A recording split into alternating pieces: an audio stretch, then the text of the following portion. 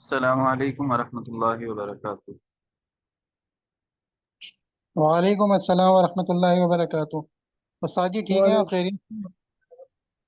کیا حال ہے؟ وعلیکم جی السلام ورحمۃ اللہ وبرکاتہ۔ وبرکاتہ۔ جی استاد جی الحمدللہ۔ استاد جی آپ ٹھیک ہو؟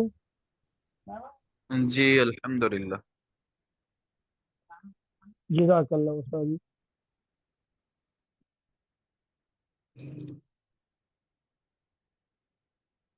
اچھا جی، آج ہم نے پڑھنا ہے صفحہ نمبر 279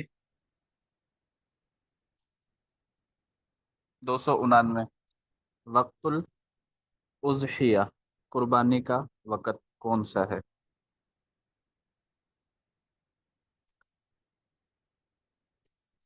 فرماتے ہیں یبتدئ وقت الاضحیہ من طلوع فجر الیوم العاشر من ذی الحجہ، قربانی کا وقت شروع ہوتا ہے ذی الحجہ کے 10ویں دن کی فجر کے طلوع ہونے پر۔ عید والے دن جیسے ہی فجر کا وقت داخل ہو جائے تو قربانی کا وقت داخل ہو جاتا ہے۔ عید والے دن فجر کے وقت سے قربانی کا وقت جو ہے وہ شروع ہو جاتا ہے۔ وَيَسْتَمِرُّ وَقْتُهَا، اور قربانی کا وقت باقی رہتا ہے اِلَى قُبَيْلِ غُرُوبِ الْيَوْمِ الثَّانِي عَشَرِ مِنْ ذِي الْحِجَّةِ، ذی الحجہ کے 12ویں تاریخ کے سورج غروب ہونے سے تھوڑی دیر پہلے۔ 10ویں تاریخ کی فجر طلوع ہو گئی، فجر کا وقت داخل ہو گیا، قربانی کا وقت داخل ہو چکا ہے۔ 10 کا پورا دن قربانی کا دن ہے، 11 کا پورا دن قربانی کا دن ہے، اور 12 کو سورج غروب ہونے سے تھوڑی دیر پہلے تک قربانی کا وقت برقرار رہتا ہے۔ جب سورج زرد ہو جائے، جس کے بعد مکروہ وقت داخل ہو جاتا ہے، تو اس سے پہلے پہلے 12 تاریخ تک قربانی کا وقت ہے، قربانی کی جا سکتی ہے۔ اب یہ تو قربانی کا ابتدائی وقت اور انتہائی وقت بیان کر دیا۔ اب آگے کہتے ہیں الا انه لا يجوز لاهل الامصار والقرى الكبيره، لیکن جائز نہیں ہے شہر والوں کے لیے اور بڑی بستی والوں کے لیے ان یذبح الاضاحی، کہ وہ قربانی کے جانور ذبح کر لیں قبل صلاۃ العید، عید کی نماز سے پہلے۔ یہ بات پیچھے گزر چکی ہے، جہاں پر عید کی نماز ہوتی ہے تو وہاں پر عید کی نماز سے پہلے قربانی ذبح کرنا جائز نہیں ہے، بلکہ قربانی کا جانور جو ذبح کیا جائے گا وہ عید کی نماز کے بعد کیا جائے گا۔ احادیث سے یہی چیز ثابت ہے، لیکن قربانی کا وقت فجر کے وقت کے ساتھ شروع ہو جاتا ہے۔ آگے کہتے ہیں وَيَجُوزُ لِأَهْلِ الْقُرَى الصَّغِيرَةِ، اور جائز ہے چھوٹی بستی والوں کے لیے التي لا تجب فيها صلاة العید، جس بستی میں عید کی نماز واجب نہیں ہوتی، ان يذبحوها، کہ وہ جانور ذبح کر سکتے ہیں بعد طلوع الفجر، فجر کے طلوع ہونے کے بعد۔ تو چھوٹی بستیاں ہیں جہاں پر عید کی نماز نہیں ہوتی، جمعے کی نماز نہیں ہوتی، تو یہ ان بستی والوں کے لیے حکم ہے کہ عید والے دن فجر کی نماز پڑھ کر یا جیسے ہی فجر کا وقت داخل ہو جائے تو وہ جانور ذبح کر سکتے ہیں بعد طلوع الفجر، فجر کے طلوع ہونے کے بعد۔ لیکن جو شہری علاقے ہیں یا بڑے دیہات ہیں جہاں پر جمعے کی نماز بھی ہوتی ہے، عید کی نماز بھی ہوتی ہے، وہاں کا حکم ہم یہ پڑھ چکے ہیں کہ جب تک عید کی نماز نہ ہو اس سے پہلے پہلے ذبح کرنا جائز نہیں ہے۔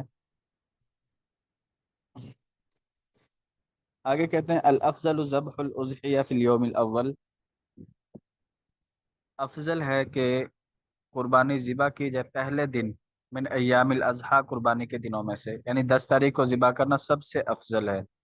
ثم فی الیوم الثانی، پھر دوسرے دن 11 ذی الحجہ کو دوسرے نمبر پر فضیلت ہے۔ ثم فی الیوم الثالث، پھر تیسرے نمبر پر جو تیسرا دن ہے عید کا 12 ذی الحجہ، پھر ترتیب وار ہے، سب سے افضل یہ ہے کہ آدمی 10 تاریخ کو ذبح کر رہے، اس سے ادنا یہ ہے کہ 11 تاریخ کو، اور آخری درجہ ہے کہ 12 تاریخ کی مغرب کے وقت داخل ہونے سے پہلے پہلے وہ جانور جو ہے وہ ذبح کر لے۔ قربانی کے 3 دن ہیں۔ آگے کہتے ہیں یستحب ان یذبح اضحیتہ بنفسی، اور مستحب ہے آدمی کے لیے کہ وہ اپنی قربانی کا جانور خود ذبح کرے इनकान युहसिन الذبح अगर वो जानवर अच्छे तरीके से ज़िबा कर सकता हो, अगर उसको तरीका आता है, ज़िबा कर सकता है, छुरी फेर सकता है, फिर खुद ज़िबा करना चाहिए, ये अफजल है। लेकिन अगर उसको खुद तरीका नहीं आता या तरीका आता है किसी और से ज़िबा करवा ले, जानवर ज़िबा हो जाएगा, कुर्बानी उसकी दुरुस्त हो जाएगी। ये सिर्फ एक अफजल अमल है कि आदमी को चाहिए कि वो खुद अपने जो कुर्बानी का जानवर है वो खुद अपने हाथ से ज़िबा करे। अम्मा इदा कान ला युहसिनु ज़ब्ह और जब वो अच्छे तरीके से ज़िबा नहीं कर सकता, फल अफजल फिर अफजल ये है अन यस्तईन बिगैरिही कि वो किसी दूसरे आदमी की मदद ले ले।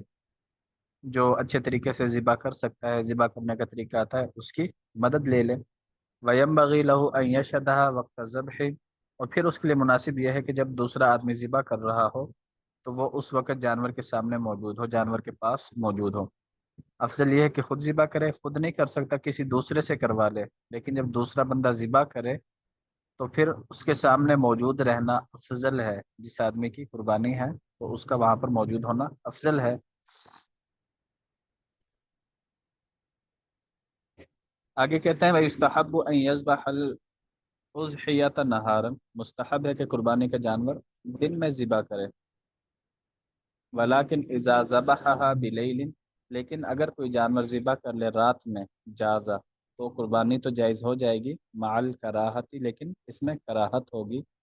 तो इसकी वजह कल किसी ने सवाल किया था, वहाँ पर बयान हो चुकी थी कि पहले ज़माने में चूँकि लाइट वगैरह का इतना इंतज़ाम नहीं होता था, तो रात के वक़्त या मगरिब के बाद ज़िबा करने में ये अंदेशा रहता था कि शायद जानवर मुकम्मल ज़िबा ना हुआ हो, तो इसलिए इसमें कराहत थी।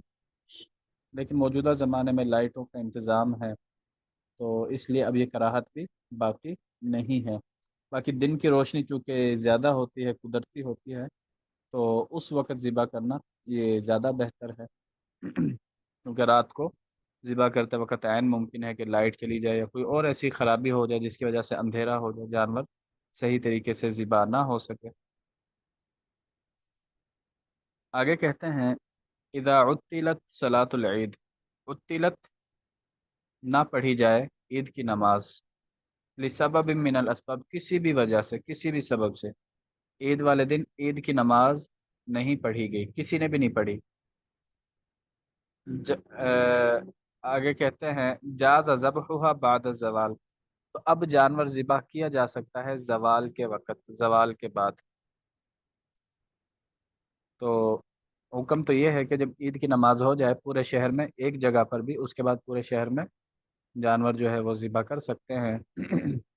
लेकिन क्या हुआ कि ईद वाले दिन सख्त तूफान आ गया, सख्त आंधी आ गई या कोई और ऐसा सबब पैदा हो गया जिसकी वजह से लोग जो है पूरे शहर में कोई एक भी नमाज ना पढ़ सका, ईद की नमाज किसी एक मस्जिद में भी ईद की नमाज अदा ना हो सकी। तो अब लोग जो है वो कुर्बानी का जानवर कब ज़िबा कर सकते हैं, तो उसका हुक्म बयान कर दिया कि अब ये जवाल के बाद कुर्बानी के जानवर ज़िबा कर सकते हैं।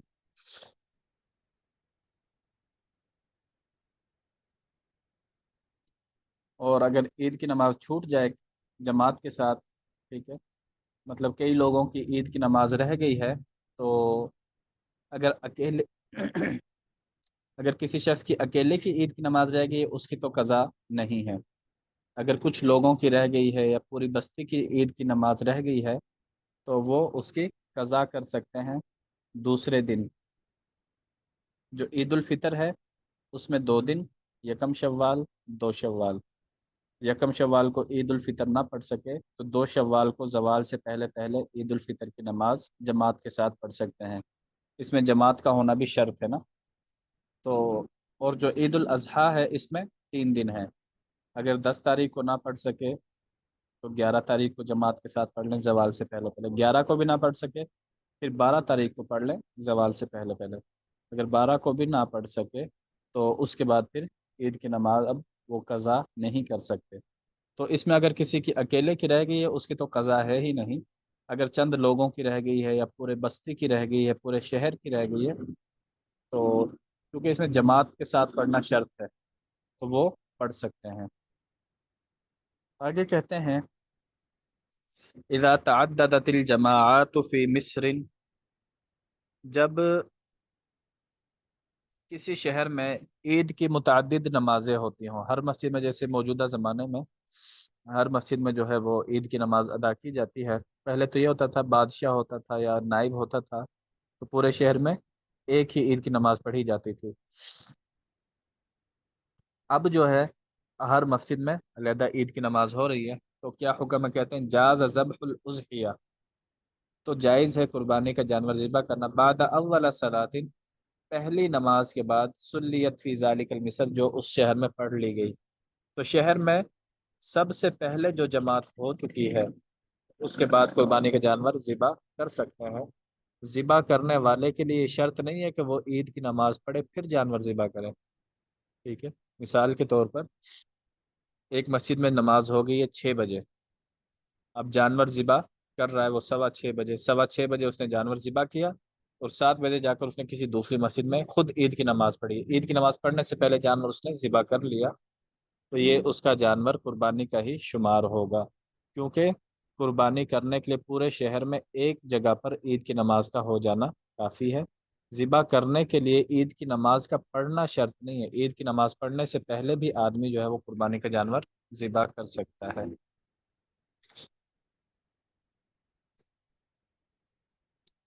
یہاں تک سمجھ آ گیا جی آپ حضرات کو؟ جی استاد۔ جی استاد جی۔ ٹھیک ہو گیا جی۔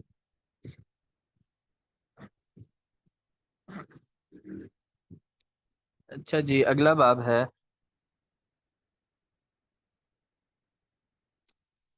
ما یجوز ذبحہ فی الاضحیۃ وما لا یجوز، کس جانور کی قربانی کر سکتے ہیں اور کون سے جانور ہیں جن کی قربانی نہیں کی جا سکتی؟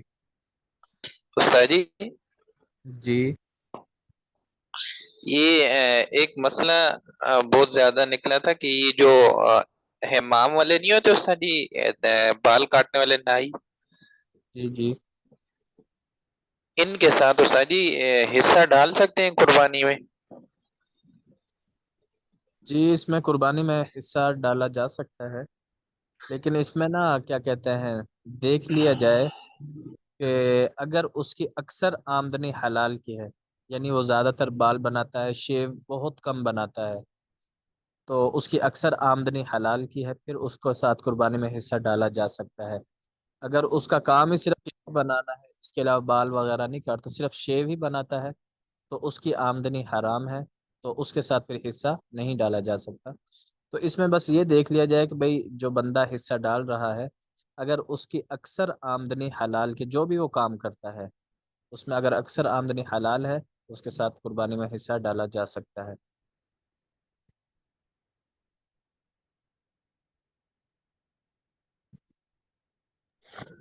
جی استاد جی، جزاک اللہ۔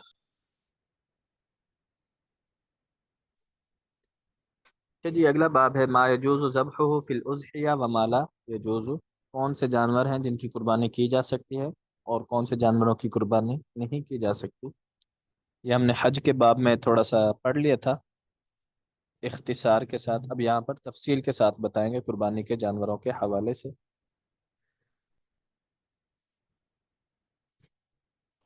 فرماتے ہیں لا تصح الاضحیہ الا بالنعام من الابل والبقر والجاموس والغنم، قربانی جائز نہیں ہے یا درست نہیں ہوتی مگر ان جانوروں میں سے، وہ اونٹ میں سے ہو، ابل اونٹ ہو، والبقر گائے ہو، جاموس بھینس ہو، غنم بکری ہو، اونٹ گائے بھینس اور بکری، تو یہ 4 قسمیں ہیں، ان 4 قسموں میں سے جو ہے قربانی کی جا سکتی ہے۔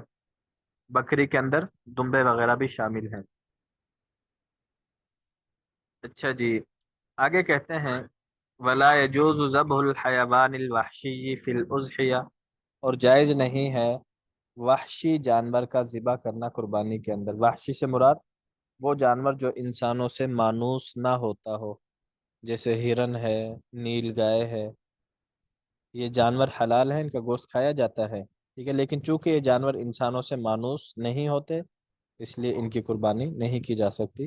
قربانی صرف انہی جانوروں کی ہوگی جو انسانوں سے مانوس ہوتے ہیں، وہ اوپر بیان کر دیے ہیں، اونٹ، اونٹنی، گائے، بیل، بھینس اور بکری، دمبا وغیرہ۔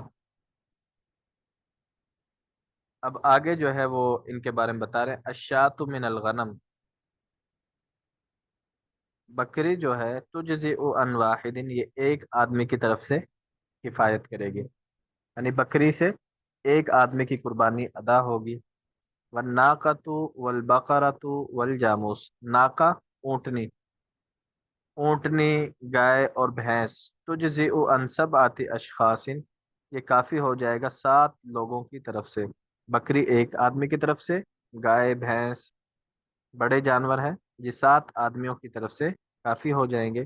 بشرط ان یکون نصیب کل واحد منہم سبعها، لیکن شرط یہ ہے کہ ان میں سے ہر آدمی کا 7واں حصہ ہو، پورا پورا 7واں حصہ ہو۔ تو اس اعتبار سے جو بڑا جانور ہے اس میں 7 آدمی شریک ہو سکتے ہیں۔ فإن نقص نصیب واحد منہم عن السبع، اگر کسی ایک کا حصہ بھی 7 سے کم ہو گیا، فلم تصح عن الجمیع، تو کسی کی قربانی بھی درست نہیں ہوگی، تو اس لیے 7واں حصہ پورا پورا ہونا چاہیے ہر ایک کا۔ آگے کہتے ہیں وَإِنَّمَا يَصِحُّ ذَبْحُ الْبَقَرَةِ وَالنَّاقَةِ وَالْجَامُوسِ فِي الْأُضْحِيَةِ، اور جائز ہے گائے کو ذبح کرنا، اونٹنی کو ذبح کرنا اور بھینس کو ذبح کرنا قربانی میں، ان سبعۃ اشخاص، 7 لوگوں کی طرف سے، اذا کان واحد منہم یرید القربہ بالذبح، جبکہ ان میں سے ہر شخص کا مقصد یا مقصود ذبح کرنے سے اللہ تعالیٰ کی رضا ہو، اللہ تعالیٰ کی قربت ہو، یعنی اللہ تعالیٰ کی رضا کے لیے ساتوں کے ساتوں کا جانور میں شرکت کرنا ضروری ہے۔ اما اذا کان واحد منہم یرید اللحم، اگر ان میں سے کوئی ایک شخص بھی گوشت کھانے کی نیت سے شریک ہو گیا، فلا تصح الاضحیہ عن الجمیع، تو کسی کی قربانی بھی درست نہیں ہوگی۔ تو اس لیے قربانی کے جانور میں جب شریک ہوں تو اس میں تحقیق کر لی جائے، یا جو شخص جانور لے کر آیا ہے اور اس جانور میں دوسرے لوگوں کو دعوت دے رہا ہے کہ اس جانور میں آ کر تم حصہ لے لو، تو اس کی یہ ذمہ داری بنتی ہے کہ وہ لوگوں سے تحقیق کرے، ساری ذمہ داری اسی کی ہے، وہ تحقیق کرے کہ جانور میں حصہ کس نیت سے لے رہے ہیں، نیت اللہ تعالیٰ کی رضا کی ہونی چاہیے، اور دوسرا وہ مال حلال سے اس میں شرکت کرے۔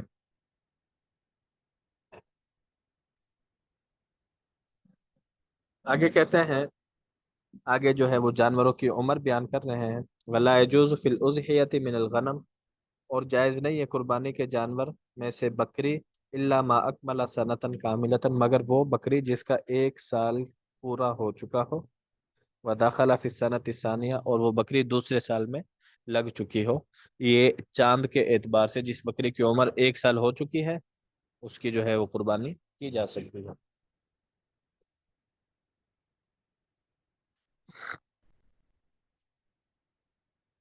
ويجوز في الأضحية ذبح الجزع من الزأن إذا أتى عليه أكثر الحول، اور جائز ہے قربانی میں دمبے کا ذبح کرنا، دمبے میں سے جزع کا لفظ استعمال کیا، جزع بولتے ہیں وہ دمبا یا وہ جانور جس کی عمر 6 مہینے سے زیادہ ہو چکی ہو، سال سے کم ہو، اس کو جزع بولتے ہیں۔ تو کہتے ہیں کہ دمبوں میں جزع جانور کی قربانی کی جا سکتی ہے، اذا اتا علیہ اکثر الحول، جب اس کی عمر سال کے آدھے حصے سے زیادہ ہو جائے، یا سال کا اکثر حصہ اس کی عمر کا گزر چکا ہو، 6 مہینے گزر گئے ہیں یا 6.5 گزر چکے ہیں، 7 گزر چکے ہیں، یعنی 6 مہینے سے اس کی عمر زیادہ ہو چکی ہو۔ وکان من السمن، دوسری شرط ہے، پہلی شرط یہ کم از کم دمبا جو ہے وہ 6 مہینے کا ہو، کم از کم، اس سے کم ہوگا پھر دمبا جائز نہیں۔ دوسری شرط یہ ہے وکان من السمن بحیث یرا انہ ابن سنۃ، اور اتنا موٹا ہو دیکھنے سے وہ 1 سال کا لگتا ہو، موٹا تازہ ہو اور 1 سال کا لگتا ہو، پھر دمبے کی قربانی جائز ہے۔ 6 مہینے سے عمر زیادہ ہو چکی ہے اور موٹا تازہ ہو، اگر وہ اس کی عمر 6 مہینے سے زیادہ ہے لیکن وہ ہے بالکل کمزور ہے، موٹا تازہ نہیں ہے، پھر اس کی قربانی نہیں ہوگی جب تک سال کا نہ ہو جائے۔ تو یہ حکم 6 مہینے والا صرف دمبے کے لیے ہے۔ آگے کہتے ہیں استاد جی اکثر تو یہ بکری کو بھی ایسی، یہ بکری کے لیے خاص ہے یا بکری کے بچے بکرے کو بھی 6 مہینے کا اور دکھنے میں سال کا لگے، یعنی نہیں، صرف یہ دمبے کے لیے ہی ہے؟ صرف دمبے کے لیے ہے، بکری کے لیے یہ نہیں ہے، بکری کے لیے سال ہونا ضروری ہے۔ اور بکری کے بچے نر کے لیے؟ جی، دونوں کے لیے، بکرے کے لیے نر ہو یا مادہ ہو، سال گزرنا ضروری ہے۔ استاد جی سال لازمی ہے نا؟ اکثر تو کہتے ہیں کہ دکھنے میں سال کا لگے۔ نہیں، وہ صرف اس کے لیے ہے، دمبے کے لیے ہے، اچھا اچھا، یہ صرف دمبے کے لیے حکم ہے، ٹھیک ہے۔ نر ہو یا مادہ ہو، کہ اگر اس کی عمر 6 مہینے سے زیادہ ہو چکی ہے اور دکھنے میں سال کا لگتا ہو، پھر دمبے کی قربانی جائز ہے۔ بکرا بکری ان کا تو سال ہونا ضروری ہے۔ اوہ چلیں ٹھیک ہے جی۔ اچھا جی، اب آگے جو ہے وہ گائے اور بھینس، آگے کہتے ہیں ولا يجوز فی الاضحیۃ من البقر والجاموس، اور جائز نہیں ہے قربانی میں گائے اور بھینس، الا ما اکمل سنتین، مگر جس کی عمر 2 سال ہو چکی ہو، وداخل فی السنۃ الثالثہ، اور وہ تیسرے سال میں داخل ہو چکی ہو۔ گائے ہے، بیل ہے، بھینس ہے، جو بھی ہے، تو ان کی عمر 2 سال ہونا چاند کے اعتبار سے ضروری ہے۔ چاند کے اعتبار سے 2 سال کے ہو جائیں گے، تیسرے سال میں داخل ہو جائیں گے، پھر ان کی قربانی کی جا سکتی ہے۔ ولا يجوز فی الاضحیۃ من الابل، اور جائز نہیں ہے قربانی کرنا اونٹ کی، الا ما اکمل 5 سنوات، مگر اس اونٹ کی جو 5 سال کا ہو چکا ہو، وداخل فی السنۃ السادسہ، اور چھٹے سال میں وہ داخل ہو چکا ہو۔ والافضل، اور افضل یہ ہے، ان یکون الحیوان الذی یذبح فی الاضحیہ، کہ جو جانور قربانی میں ذبح کیا جا رہا ہے، سمینا، وہ موٹا ہو، وسلیما من جملۃ العیوب، اور تمام عیوب سے صحیح سالم ہو، اس میں کسی قسم کا کوئی عیب نہ پایا جا رہا ہو، تو افضل یہ ہے ایسے جانور کی قربانی کی جائے۔ اب آگے جو ہے وہ کچھ عیوب بیان کر رہے ہیں کہ اگر یہ عیوب پائے جائیں گے تو قربانی جائز نہیں ہوگی۔ کچھ عیوب ایسے ہیں جو چھوٹے چھوٹے ہیں، تو چھوٹے عیوب پائے جا رہے ہیں، پھر قربانی ادا ہو جاتی ہے۔ تھوڑا سا بڑا عیوب پایا گیا، بڑا عیب پایا گیا، تو اس کی وجہ سے قربانی جو ہے وہ درست نہیں ہوتی۔ تو یہاں سے انشاءاللہ ہم کل آگے پڑھیں گے۔ یہاں تک سمجھ آ گیا آپ حضرات کو؟ جی استاد جی۔ ٹھیک ہو گیا جی۔ استاد جی اچھا چلو کل پوچھیں گے، اللہ حافظ۔ کیا چیز؟ وہ ایک سوال تھا، وہ قربانی عید کی، جو آپ نے کہا تھا نا کہ دوسرے دن نماز پڑھ سکتے ہیں اگر زیادہ لوگ رہ کے ہوں، تو اس کے لیے جو جامع مسجد ہے وہاں بھی آنا ضروری ہوگا؟ نہیں نہیں، جو اچھا عید کی نماز کا اصل حکم ہے وہ ہے کھلے میدان میں پڑھی جائے۔ تو آج جی کل چونکہ کھلے میدان اتنے ہیں نہیں، اس لیے لوگ جو ہے وہ مسجدوں میں پڑھ لیتے ہیں۔ تو ایسی جگہ پر پڑھی جائے جہاں پر کسی کی پابندی نہ ہو، جو بندہ بھی صحیح۔ جماعت میں آ کر شامل ہونا چاہے وہ شامل ہو سکے، تو ایسی جگہ پر جو ہے وہ نماز پڑھنی چاہیے۔ اگر مسجد میں جماعت نہیں ہوئی تو مسجد میں پڑھ لینی چاہیے۔ مسجد میں اگر جماعت ہو چکی ہے تو پھر مسجد میں نہ پڑھی جائے، مسجد کے علاوہ کوئی گراؤنڈ وغیرہ دیکھ لیا جائے، کوئی چھوٹا سا میدان وغیرہ دیکھ لیا جائے۔ نہیں میں یہ پوچھ رہا ہوں، مثلاً اس دن اگر رہ گئے، جیسے دیہاتی علاقے ہوتے ہیں نا، لوگ ادھر سے رات کو جاتے ہیں عید الاضحیٰ اور اس میں شوال میں، اور وہ صبح وہاں پہ کوئی 9 بجے 10 بجے 10 15 بندے اکٹھے پہنچے ہیں، اب وہ عید کی جماعت تو ہو گئی ہے، اب وہ جامع مسجد میں پڑھیں یا اپنے گاؤں کی چھوٹی مسجد یا میدان میں پڑھ لیں دوسرے دن، یا اسی دن 12 1 بجے یا زور کے بعد؟ اچھا، اس میں ایک تو یہ ہے کہ جو عید کی نماز کا وقت ہے نا، یہ زوال سے پہلے پہلے کا ہے۔ جی جب زوال کا وقت شروع ہو گیا، ظہر کا وقت شروع ہو گیا، تو اس کے بعد پھر عید کی نماز نہیں پڑھ سکتے، پھر اگلے دن پڑھی جائے گی زوال سے پہلے پہلے۔ دوسری بات یہ ہے کہ اگر مسجد میں ایک مرتبہ عید کی جماعت ہو چکی ہے، پھر مسجد میں نہ پڑھی جائے، بلکہ مسجد کے باہر وہ کوئی ترتیب بنا لیں، کوئی میدان گراؤنڈ دیکھ لیں، کھلی جگہ دیکھ لیں۔ ٹھیک ہو گیا، ٹھیک ہو گیا، جزاک اللہ۔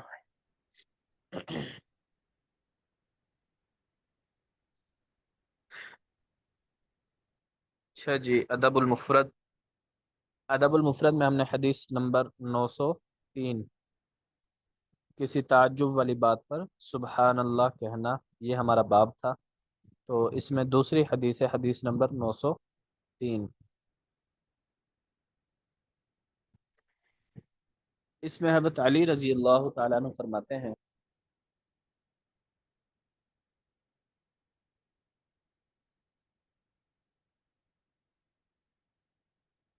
کان النبی صلی اللہ علیہ وسلم فی جنازت، کہ ایک مرتبہ آپ صلی اللہ علیہ وسلم جو ہے وہ ایک جنازے میں تشریف فرما تھے۔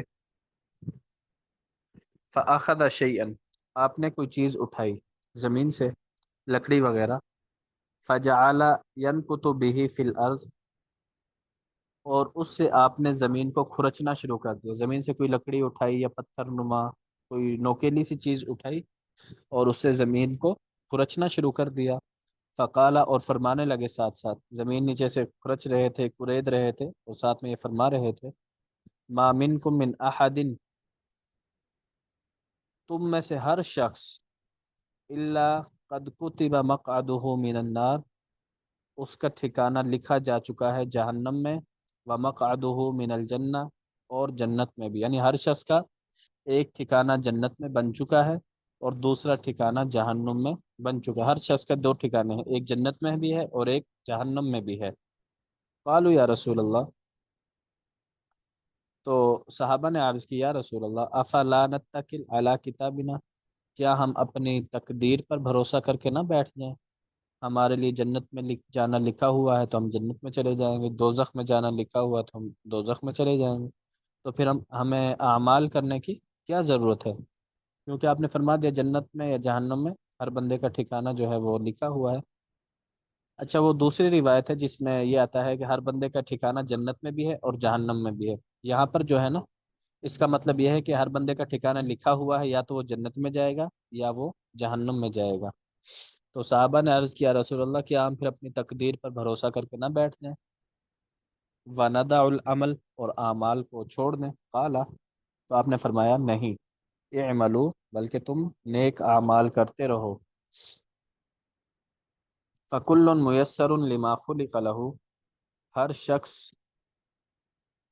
میسر اس کے لیے آسان کر دیا جاتا ہے، لما خلق له، وہ اعمال جو جس کے لیے اسے پیدا کیا گیا ہے۔ اگر نیک اعمال کے لیے پیدا کیا گیا ہے تو نیک اعمال انسان کے لیے آسان بنا دیے جاتے ہیں۔ اگر انسان کا ٹھکانہ جہنم میں ہے تو اس کے لیے برے اعمال آسان بنا دیے جاتے ہیں، مزین کر دیے جاتے ہیں۔ قالا، پھر آگے آپ نے فرمایا اما من کان من اہل السعادہ، جو شخص خوش نصیب ہوگا، فسیسر لعمل السعادہ، اسے کیا کہتے ہیں، نیک بخت والے کام جو ہے یا خوش بختی والے اعمال اس کے لیے آسان کر دیے جائیں گے، اچھے اعمال اس کے لیے آسان کر دیے جائیں گے۔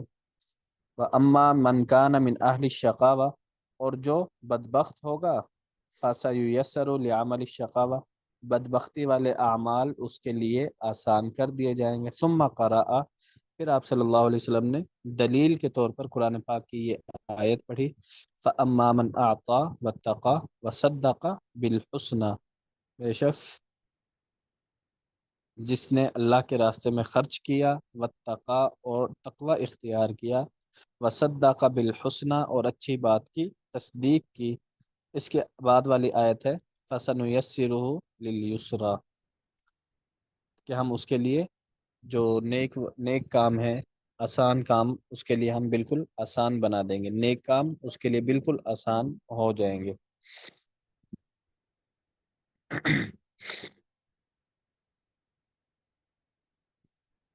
تو یہ حدیث جو ہے اس میں آپ صلی اللہ علیہ وسلم نے تقدیر کو بیان کیا ہے کہ اللہ تعالیٰ نے ہر انسان کے بارے میں ایک فیصلہ لکھ دیا ہے، یہ انسان یا تو جنت میں جائے گا یا جہنم میں جائے گا۔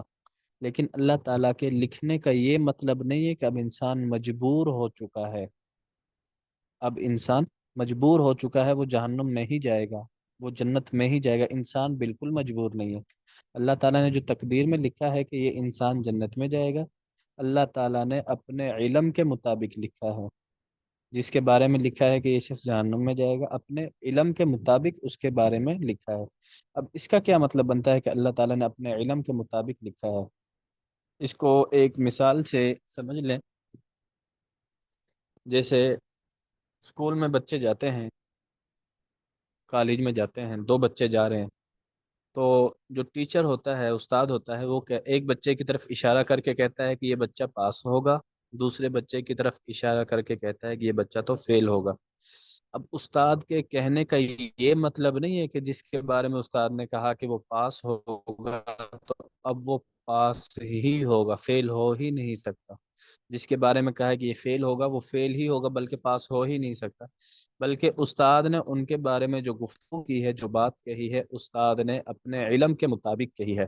जिसके बारे में कहा कि ये कामयाब होगा, पास होगा, वो मेहनती है, पढ़ता है, मेहनत करता है, सबक याद करता है, उस्ताद ने अपने इल्म के मुताबिक कह दिया कि ये पास हो जाएगा।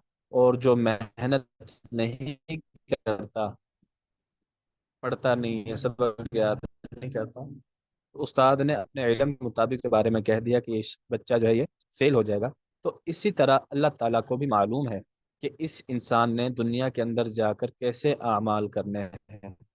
जो इंसान अल्लाह ताला के इल्म में है, जिसके बारे में पता है कि ये बंदा नेक आमाल करेगा, इसकी ज़िंदगी जो है वो नेक आमाल के अंदर गुजरेगी, अल्लाह वालों में गुजरेगी, ठीक है, उसके बारे में अल्लाह ताला ने लिख दिया है कि ये शख्स जहन्नम में जाएगा। और जो दूसरा शख्स है, जिसके बारे में अल्लाह ताला को पता है कि इसने दुनिया में जाकर बुरे आमाल करने हैं, गुनाह वाले काम करने हैं, उसके बारे में अल्लाह ताला ने लिख दिया है कि ये शख्स जहन्नुम में जाएगा।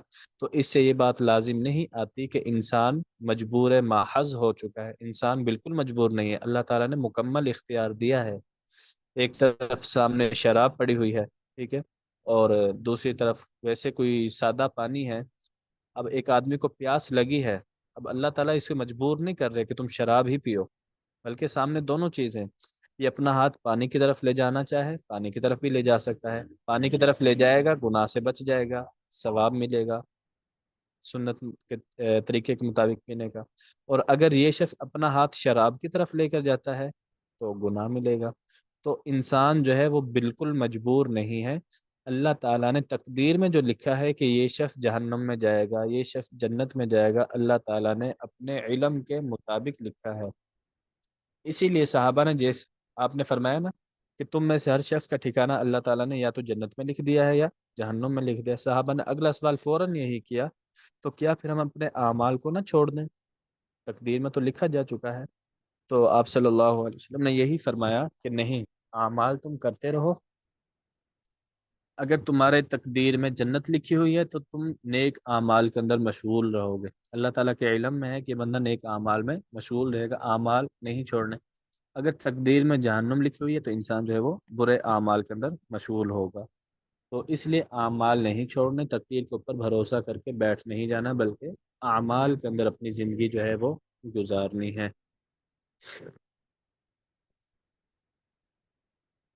इसी की एक दूसरी मिसाल समझने रिज़्क़ के हवाले से, अल्लाह ताला ने 12वां पारा शुरू होता है, वमा मिन दाब्बतिन फिल अर्ज़ि इल्ला अलल्लाहि रिज़्क़ुहा। रूए ज़मीन पर जितने भी जानदार हैं, अल्लाह ताला ने हर एक का रिज़्क़ लिख दिया है, मुकद्दर कर दिया है कि इसको रिज़्क़ मिलना है। मेरे बारे में भी लिखा हुआ है, आपके बारे में भी लिखा हुआ है।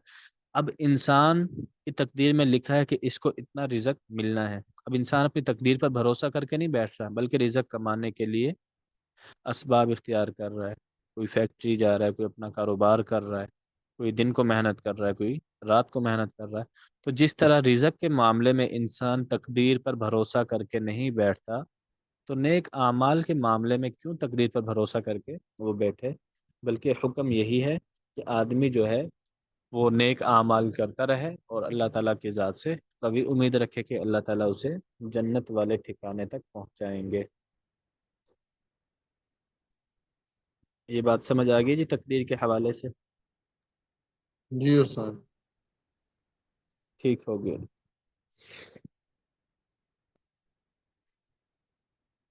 अच्छा जी, अगला बाब है बाबू मसहिल अर्जी बिलियद, ज़मीन पर हाथ फेरना या हाथ से ज़मीन को छूना। इस नंबर 800 904। حضرت اسید بن اسید اپنی والدہ ام اسید سے نقل کرتے ہیں، قالت، ان کی والدہ کہتی ہیں ام اسید، قلت لأبی قتادہ، میں نے حضرت ابو قتادہ رضی اللہ تعالی عنہ سے کہا، ما لک لا تحدث عن رسول اللہ صلی اللہ علیہ وسلم کما یحدث عنہ الناس، اے ابو قتادہ، تم آپ صلی اللہ علیہ وسلم کی احادیث کیوں بیان نہیں کرتے جیسے کہ دوسرے لوگ بیان کرتے ہیں؟ اعتراض کیا ایک قسم کا کہ آپ صحابی ہیں، دوسرے صحابہ تو بہت زیادہ روایات بیان کرتے ہیں، آپ اتنی روایات کیوں بیان نہیں کرتے؟ فقال ابو قتادہ، تو حضرت ابو قتادہ رضی اللہ تعالیٰ عنہ نے جواب میں ایک حدیث سنا دی کہ میں نے آپ صلی اللہ علیہ وسلم کے فرماتے ہوئے سنا، من کذب علی، جو شخص میری طرف جھوٹی بات منسوب کرے، جو شخص میرے اوپر جھوٹ بولے، فلیساہل لجنبہ مضجعا من النار، تو فلیساہل، اس کے لیے چاہیے کہ وہ بنا لے، لجنبہ اپنے ایک پہلو کے لیے، مضجعا من النار جہنم سے ٹھکانہ، تو جو شخص میری طرف جھوٹی بات منسوب کرے گا تو اسے اپنے پہلو کے لیے، اس نے اپنے پہلو کے لیے جہنم میں جگہ بنا لی، یعنی جھوٹ بولنے والا، آپ کی طرف جھوٹی بات منسوب کرنے والا شخص جہنم میں جائے گا۔ وجعل رسول اللہ صلی اللہ علیہ وسلم یقول ذلک، جب آپ صلی اللہ علیہ وسلم یہ بات ارشاد فرما رہے تھے، وَيَمْسَحُ الْأَرْضَ بِيَدِهِ، اس وقت اپنا ہاتھ جو ہے وہ زمین کے اوپر بھی پھیر رہے تھے، جب یہ فرمایا نا کہ اس کا پہلو جو ہے وہ جہنم میں جائے گا، تو اس وقت اپنا ہاتھ زمین کے اوپر پھیر رہے تھے۔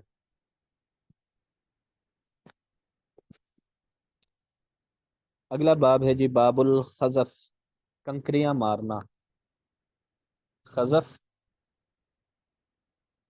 ایک تو ہے نا حج کے موقع پر ہم شیطان کو کنکریاں مارتے ہیں، وہ تو ثواب کا کام ہے، یہاں پر وہ مراد نہیں ہے، بلکہ یہاں پر مراد ہے جو نوجوان لڑکے عموماً شرارت میں پتھر وغیرہ اٹھا کر پھینکتے ہیں، چھوٹی کنکریاں اٹھا کر پھینکتے ہیں، تو اس طرح کے جو پتھر وغیرہ پھینکنا ہے تو ان کا کیا حکم ہے، وہ اس روایت میں بیان کیا ہے۔ حدیث نمبر ہے 905۔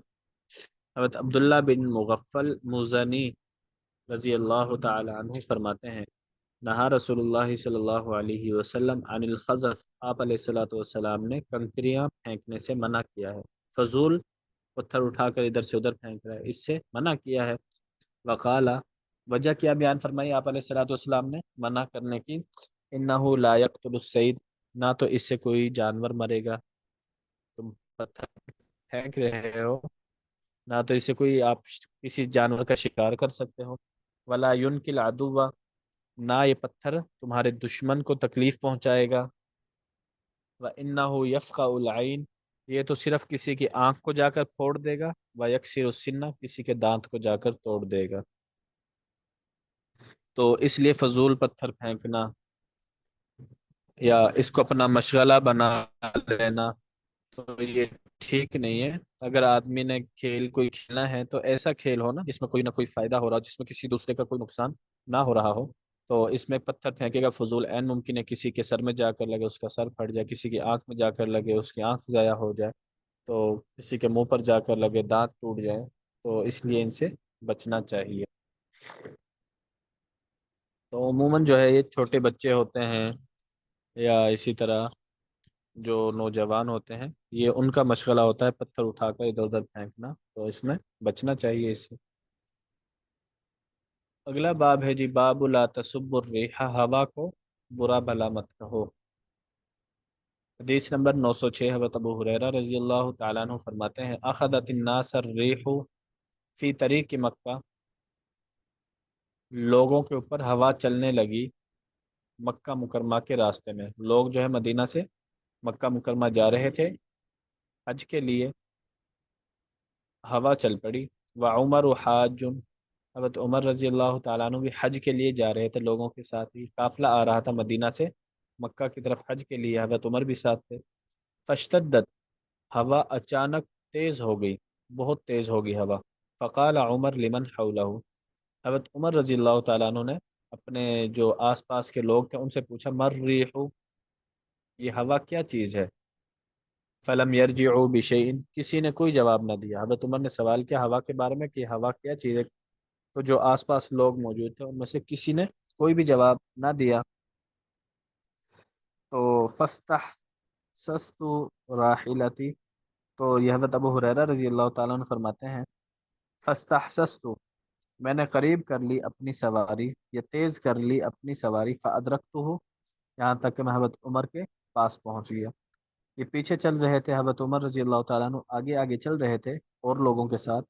جب حضرت عمر رضی اللہ تعالیٰ عنہ نے یہ سوال کیا نا اپنے آس پاس والے لوگوں سے، کسی نے کوئی جواب نہ دیا، ان کو پتہ چل گیا حضرت ابو ہریرہ رضی اللہ تعالیٰ عنہ کو، تو انہوں نے اپنی سواری تیز کی، فادرکتہ، اور حضرت عمر رضی اللہ تعالیٰ عنہ کے برابر ہو گئے۔ فقلت، اور کہنے لگے بلغنی انک سألت عن الريح، مجھ تک یہ بات پہنچی کہ آپ نے ہوا کے بارے میں سوال کیا ہے۔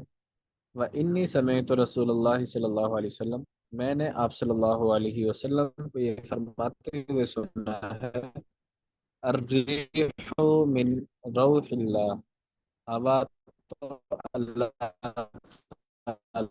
کی رحمت ہے، تأتی بالرحمت، یہ اللہ تعالیٰ کی رحمت بھی آتی ہے، ہوا کو برا بھلا مت کہو، وصل اللہ خیرہ، اور اللہ تعالیٰ سے ہوا کی خیر کا سوال کرو، ہوا کے اندر جو بھلائی ہے بھلائی کا سوال کرو، مانگو ہوا کے شر سے۔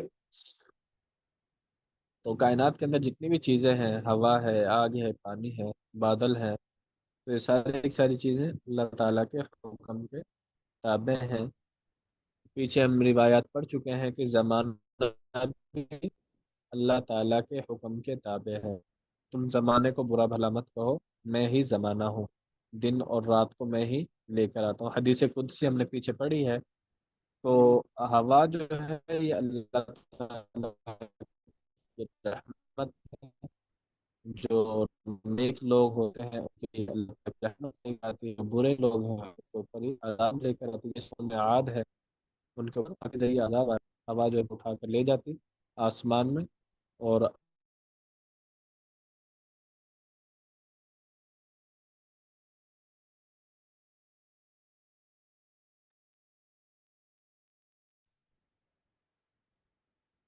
تو ہوا جو ہے اللہ تعالیٰ کی رحمت کا ذریعہ ہے۔ آواز آ رہی ہے میری؟ جی ابھی آ رہی ہے، پیچھے تھوڑی کٹ رہی تھی۔ آ رہی ہے استاد آپ کے بعد؟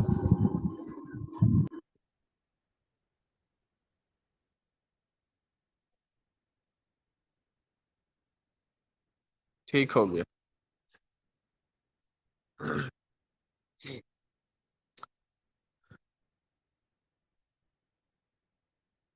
اچھا جی، اگلا باب ہے باب قول الرجل، آدمی کا یوں کہنا مطرنا بنوء کذا و کذا، ہم پر بارش برسی ہے فلاں ستارے کی وجہ سے۔ نوع ستارے کو بولتے ہیں، تو مشرکین جب بارش برستی تھی تو وہ ستاروں کی طرف اشارہ کرتے تھے کہ فلاں ستارے کی وجہ سے یہ بارش برسی ہے، تو اس طرح کہنا کیسا ہے، اس کا کیا حکم ہے؟ حدیث نمبر ہے 907، اس میں حضرت زید بن خالد الجوہنی رضی اللہ تعالیٰ عنہ فرماتے ہیں صلی لنا رسول اللہ صلی اللہ علیہ وسلم صلاۃ الصبح، آپ علیہ الصلوۃ والسلام نے ہمیں فجر کی نماز پڑھائی، بالحدیبیہ، حدیبیہ کے جگہ پر، مقام پر، علی اثر سماء کانت من اللیلۃ، اس بارش کے بعد جو کہ رات کو ہو چکی تھی، رات کو بارش ہوئی، اگلے دن فجر کی نماز آپ صلی اللہ علیہ وسلم نے پڑھائی۔ فلما انصرف النبی صلی اللہ علیہ وسلم، جب آپ علیہ السلام نماز پڑھا کر فارغ ہو گئے، اقبل علی الناس، لوگوں کی طرف متوجہ ہوئے، فقال، اور پوچھا، هل تدرون ماذا قال ربکم، کیا تمہیں پتہ ہے کہ تمہارا رب کیا کہہ رہا ہے، تمہارا رب کیا کہتا ہے؟ قالوا اللہ ورسولہ اعلم، تو لوگوں نے کہا کہ اللہ اور اس کے رسول ہی زیادہ بہتر جانتے ہیں۔ قال، تو آپ علیہ السلام نے فرمایا، اصبح من عبادی مؤمن بی وکافر، میرے بندوں میں سے کچھ بندے مجھے ایمان لانے والے ہیں، کچھ بندے काफिर है। रहमतिही, मुतिमा, हम पर बारिश हुई है अल्लाह के फजल से, अल्लाह की रहमत से। फज़ालिका मुमिनुन भी, वो मुझ पर ईमान रखने वाला है। काफिरुन बिल कौकब, कौकब सितारे, सितारों का इनकार करने वाला है। व अम्मा मन काला, और जो यूं कहता है बिनो कज़ा व कज़ा, फला सितारे की वजह से बारिश बरसी है। फज़ालिका काफिरुन भी, तो वो मेरे साथ कुफर करने वाला है। मुमिनुन बिल कौकब, सितारों पर ईमान रखने वाला है।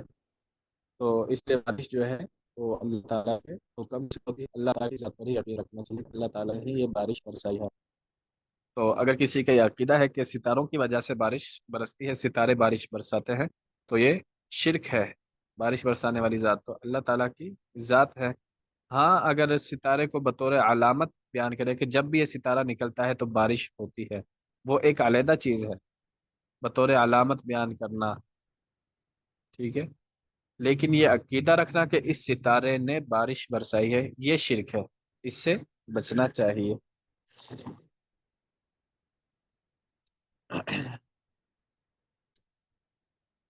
अगला बाब है बाब मा यक़ूलु रजुल इज़ा रआ गैमन, बादल को देखकर आदमी को कौन सी दुआ पढ़नी चाहिए, क्या पढ़ना चाहिए।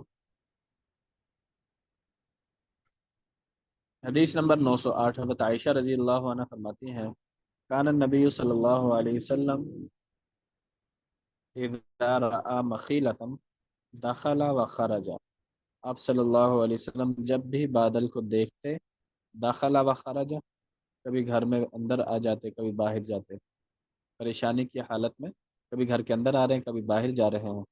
व अकबला व अदबरा, कभी आगे की तरफ जा रहे हैं, कभी पीछे की तरफ आ रहे हैं। व तगय्यर वजहु, चेहरे का रंग तब्दील हो जाता।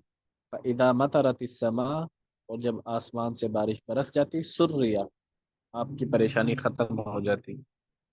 जब तक बादल थे, कभी घर के अंदर, कभी घर के बाहर, कभी आगे, कभी पीछे, कभी दाएं, कभी बाएं, जैसे परेशानी की हालत में बंदा जो है वो चलता है। आप अलैहिस्सलाम परेशान होते थे, जैसे ही बारिश बरसनी शुरू हो जाती तो आप अलैहिस्सलाम खुश हो जाते, परेशानी खत्म हो जाती।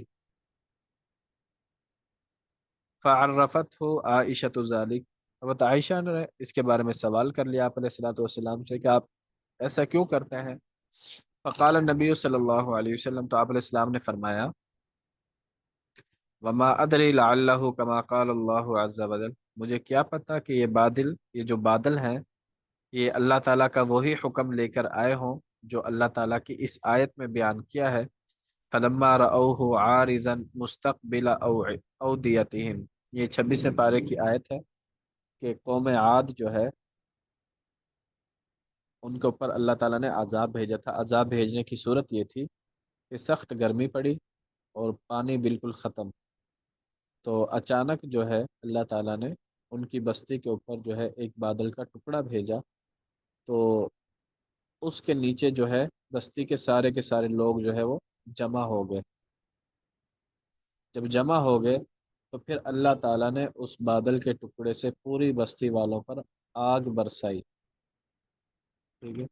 तो आप सल्लल्लाहु अलैहि वसल्लम इसलिए परेशान होते कहीं ऐसा ना हो कि जो बादल हमें नज़र आ रहा है, इस बादल में अल्लाह ताला ने कोई अजाब भेजा हो, इसलिए आप सल्लल्लाहु अलैहि वसल्लम जो है वो परेशान होते। जब बादल से बारिश बरसनी शुरू हो जाती तो पता चल जाता कि इसमें अजाब नहीं है बल्कि बारिश तो अल्लाह ताला की रहमत है, तो आप खुश हो जाते थे।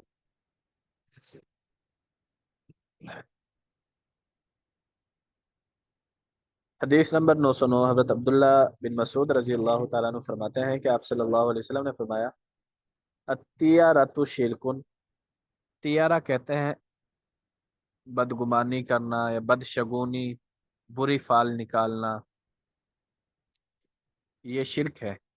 वमा मिन्ना, और हम में से हर शख्स को कोई ना कोई ख़तरा होता है।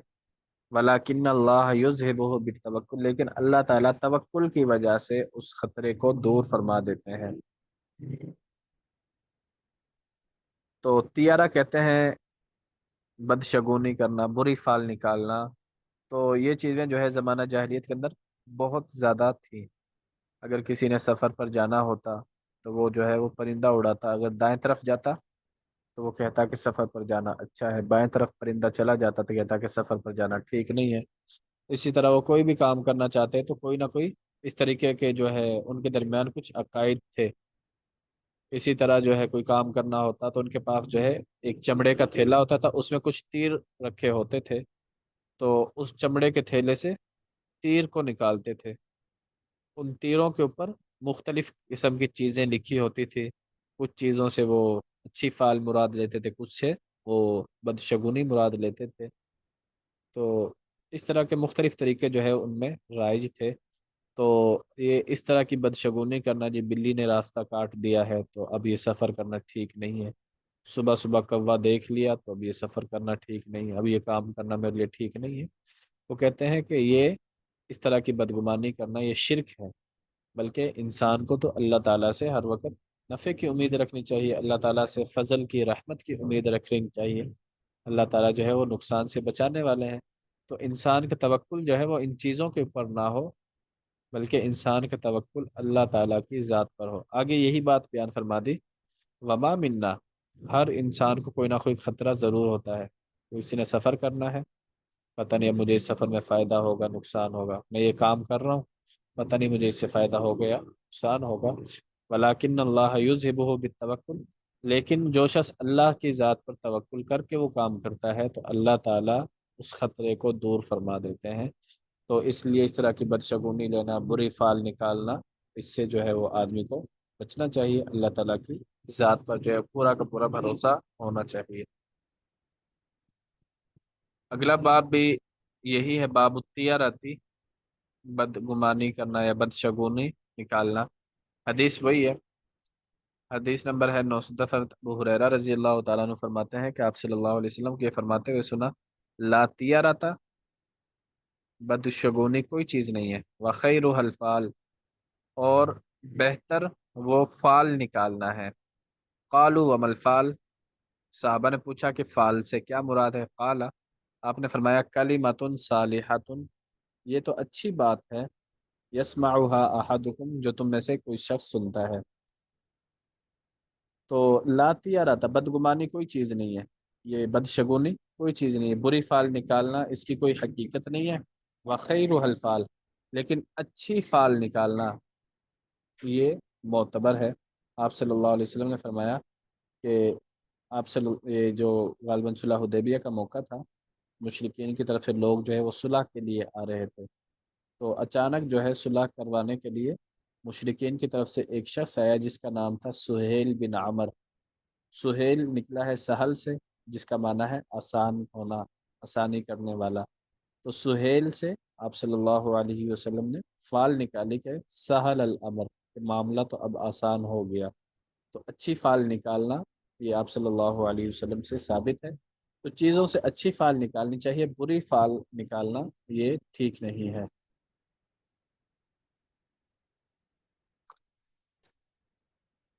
یہاں تک سمجھ آ گیا جی آپ حضرات کو؟ جی استاد جی۔ چلیں جی، آج کے لیے اتنا کافی ہے۔ اللہ تعالی ہمیں عمل کرنے کی توفیق عطا فرمائے۔ السلام علیکم ورحمۃ اللہ وبرکاتہ۔ آمین، وعلیکم السلام ورحمۃ اللہ۔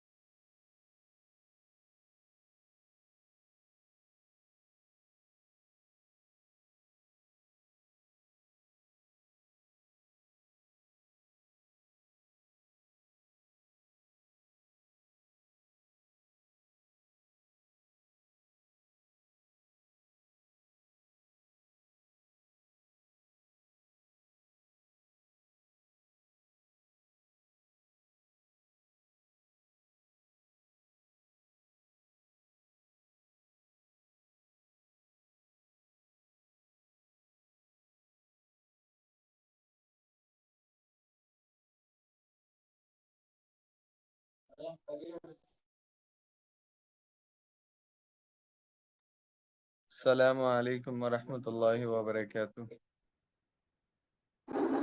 وعلیکم السلام ورحمۃ اللہ وعلیکم السلام ورحمۃ اللہ وبرکاتہ. وبرکاتہ. خیریت سے ہیں احباب؟ الحمدللہ ساری دعائیں آپ کی. آپ جی الحمدللہ، آپ حضرات کی دعائیں.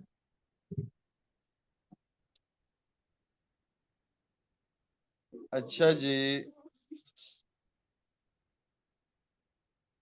سابقہ آیات کے اندر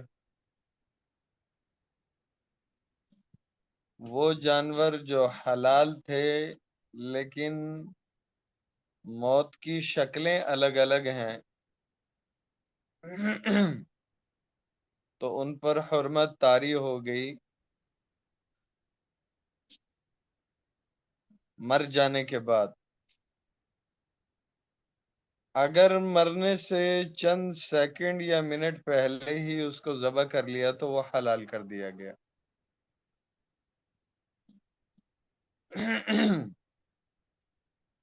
تو اس سورت کی ابتدائی آیات میں ادب کا پہلو سکھایا، ان تمام چیزوں کے بارے میں جن کو شعائر اللہ کہا جا سکے، جو دین کی علامت ہے، جو آپ کے مذہب کی علامت ہے، تعظیم کی چیز ہے. تو تعظیم کی جتنی بھی اشیاء ہیں ان تمام کی بے ادبی سے منع فرمایا. اور کلمہ کو پڑھنے کے بعد جتنے معاہدے اس کلمے کے تحت آپ اللہ سے کر چکے ان تمام کو کما حقہ 100% پورا کرنے کا اللہ رب العزت نے حکم فرمایا.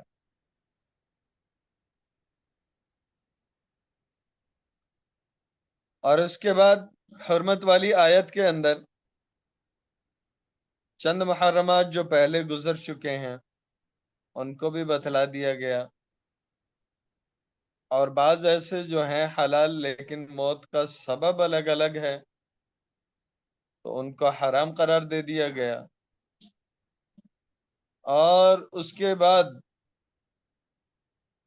جو حلال جانور ذبح کیا، اللہ کا نام لے کر ذبح کیا، 100% شریعت کے مطابق ذبح کیا، لیکن تقسیم کا طریقہ جو ہے وہ ربا اور قمار والا اپنایا تو وہ گوشت حرام ہو گیا.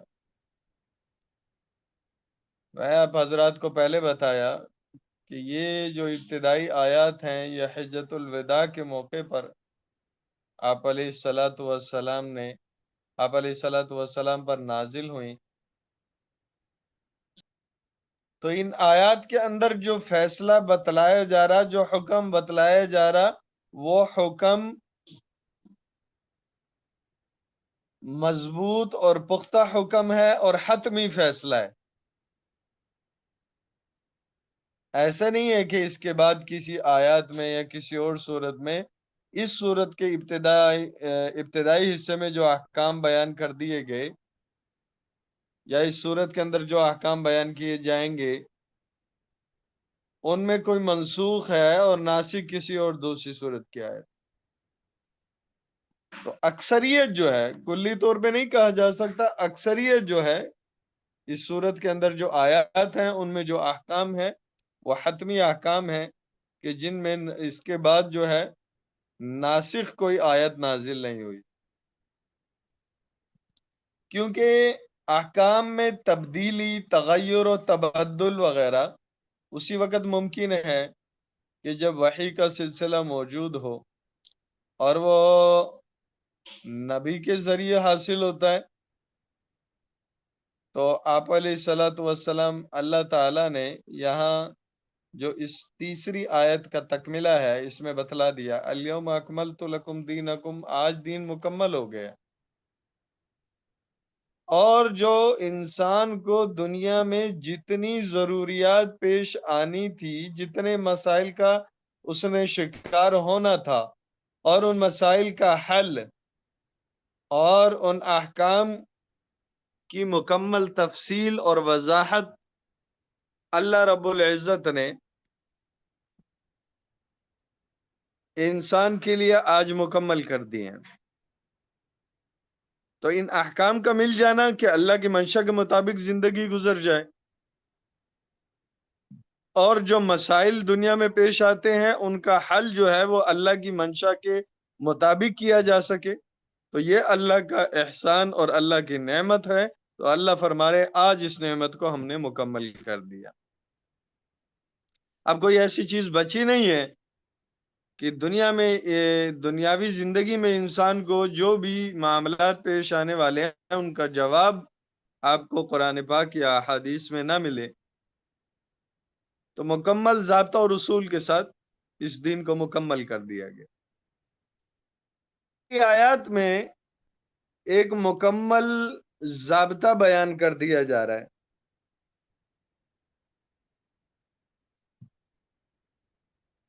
ایک اصولی ضابطہ بیان فرما رہے ہیں کہ جس سے حرام چیزوں کو حلال چیزوں سے آسانی کے ساتھ جدا کیا جا سکتا ہے۔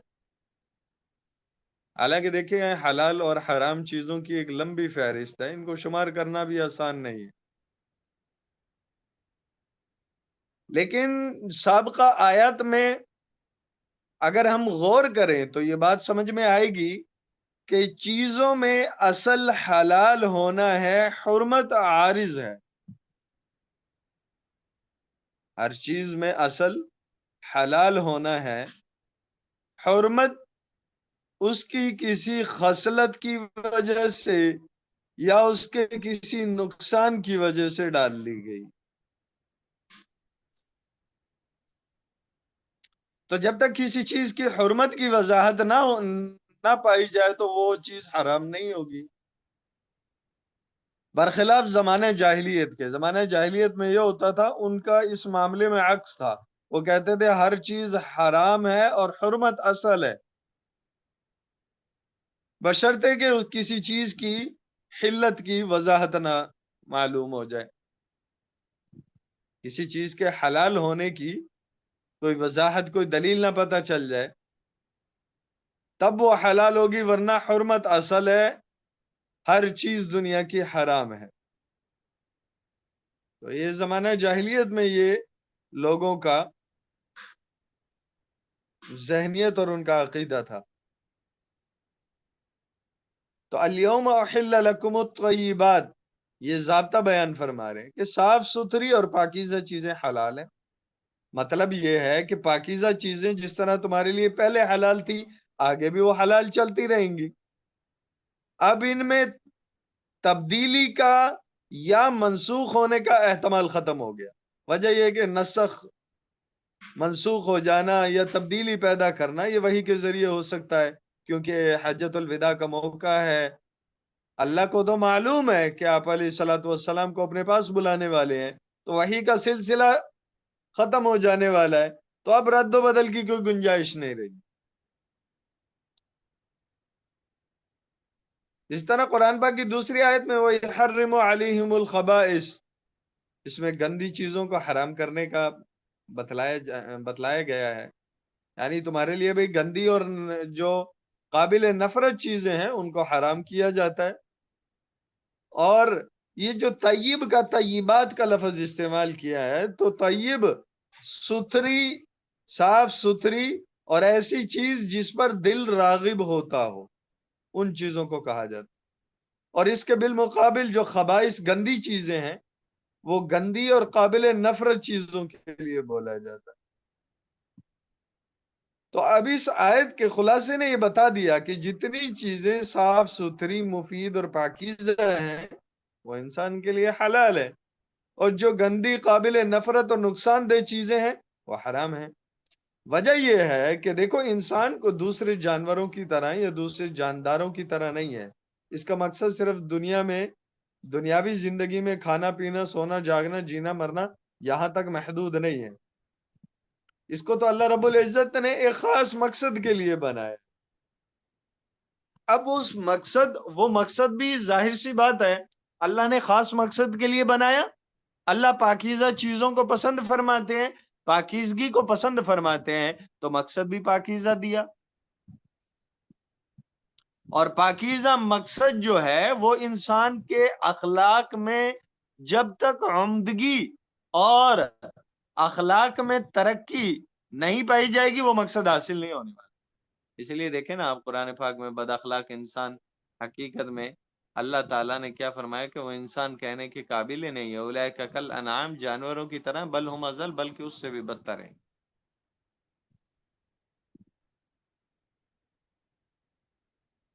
تو انسانیت کا مدار وہ انسان کے عمدہ اخلاق پر ہے۔ تو ظاہر سی بات ہے جتنی چیزیں انسانی اخلاق کو گندا کر سکتی ہیں اور انسان کے اخلاق کو برباد کر سکتی ہیں، اخلاق برباد تو نظام برباد ہو جاتا ہے۔ انسان کی زبان اگر اچھا نہ اگلے گی تو ظاہر سی بات ہے وہ نقصان اٹھائے گی۔ تو جس کی زبان سے گند نکلتا ہے آپ اس کے لیے نقصانات دیکھتے ہیں۔ ہر انسان آج ہی بد زبان ہو کر دیکھ لے، وہ اپنی زندگی میں نقصان بے شمار دیکھے گا۔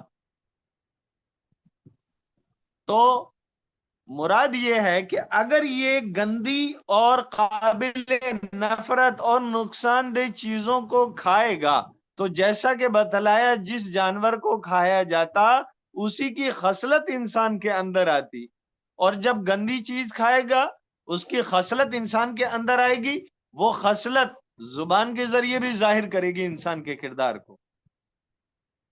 تو اس لیے اللہ نے ایک ضابطہ فرما دیا، جو پاکیزہ صاف ستھری چیزیں ہیں جن کا جو ہے نقصان بھی کوئی نہیں ہے وہ تمہارے لیے حلال ہیں، اور جو گندی اور قابل نفرت چیزیں ہیں اور جن کی طرف دل راغب بھی نہیں ہوتا تو ایسی چیزوں کو حرام قرار دے دیا گیا۔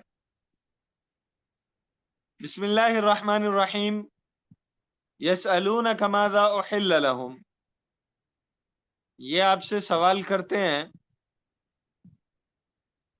کہ ان کے لیے کیا حلال ہے۔ قل احل لکم الطیبات، اے نبی صلی اللہ علیہ وسلم کہہ دیجئے کہ اب تمہارے لیے حلال کر دی گئی ہیں پاکیزہ چیزیں، پاک چیزیں۔ اس کی تفسیر میں نے بتلا دیا آپ حضرات کو۔ اب آگے دیکھیں شکار کا طریقہ کار اور اس کی شرائط یہاں پر بیان کی جا رہی ہے۔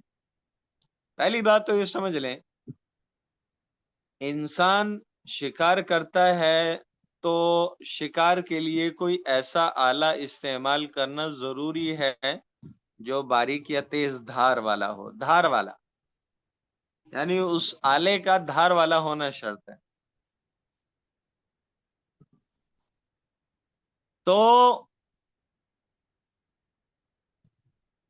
اگر تیر کے ذریعے شکار کرے گا اور جانور سے اتنی مسافت ہے کہ آپ نے تیر پھینکا اور جانور کو بدن کے کسی بھی حصے میں غرضے کے جا کے لگ گیا تو اس جانور تک پہنچنے سے پہلے وہ جانور مر گیا، وہ حلال ہے۔ اگر مرا نہیں زندہ ہے تو آپ اس جانور کے پاس پہنچ چکے ہیں اور جانور ابھی زندہ ہے تو آپ کے لیے ضروری ہے کہ آپ اس کو ذبح کریں۔ ایک بات۔ دوسری بات،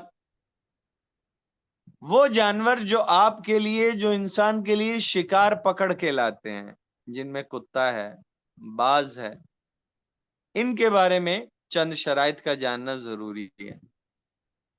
تو اللہ رب العزت فرما رہے ہیں وَمَا عَلَّمْتُم مِّنَ الْجَوَارِحِ، اور جن کو تم سدھاتے ہو یا سکھاتے ہو، من بیانیہ ہے یعنی کہ جوارح شکاری جانور۔ شکاری جانور جو ہیں وہ تمہارے لیے جو شکار کر کے لے کر آئیں گے وہ تمہارے لیے حلال ہوگا اگرچہ وہ مر چکا ہو۔ تو اب شکاری کے لیے یہ چیزیں، یہ شرائط کا جاننا ضروری ہے۔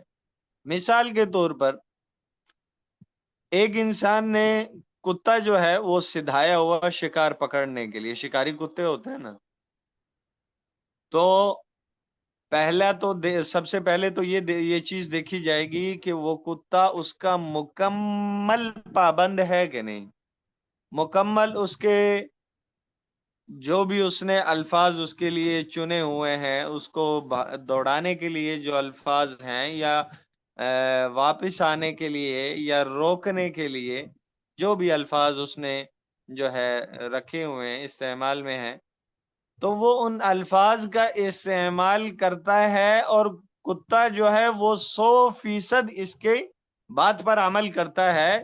اگر رکنے کا لفظ اس کی مالک کی زبان سے نکلا تو فوراً رک جائے گا، چاہے اسے شکار سامنے نظر آ رہا کیوں نہ نظر آ رہا ہو۔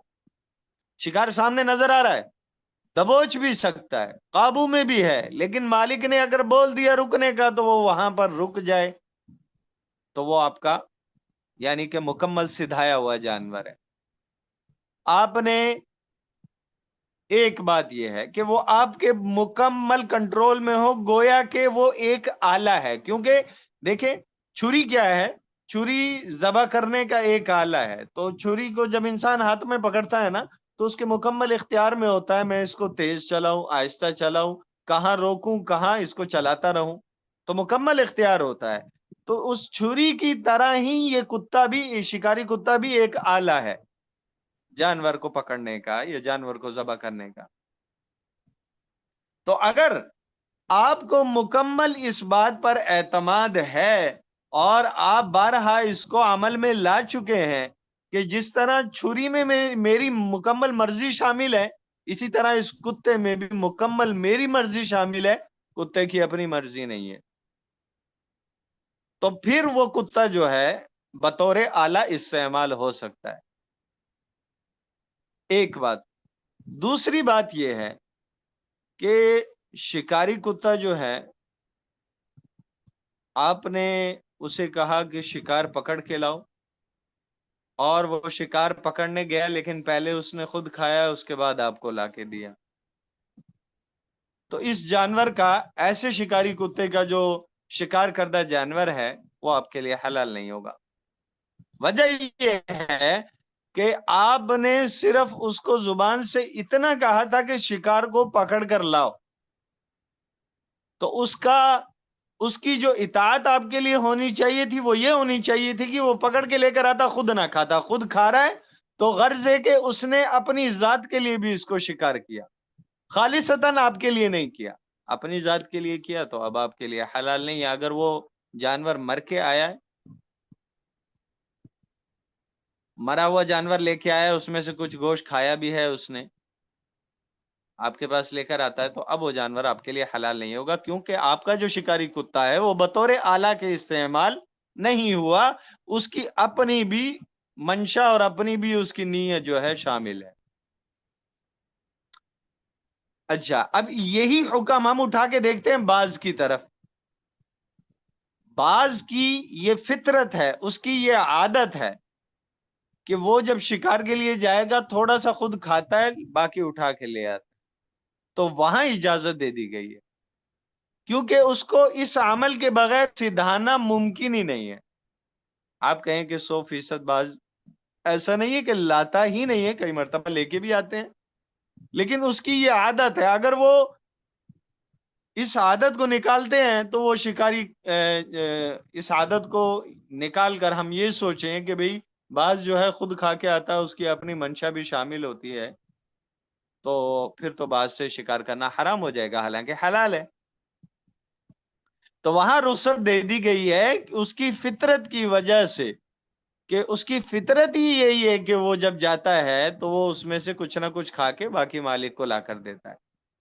یہ فرق ہو گیا باز اور کتے کے درمیان۔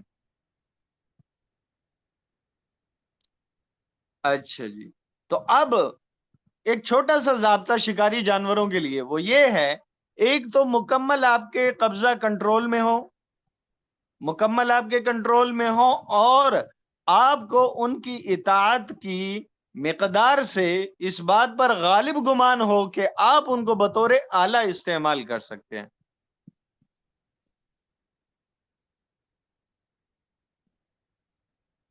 تو اگر آپ بطور اعلیٰ ان کو استعمال کر سکتے ہیں، وہ آپ کے لیے ایسا ہی کر کے لے کر آتے ہیں، تو ان کا گوشت جو ہے وہ آپ کے لیے حلال ہوگا۔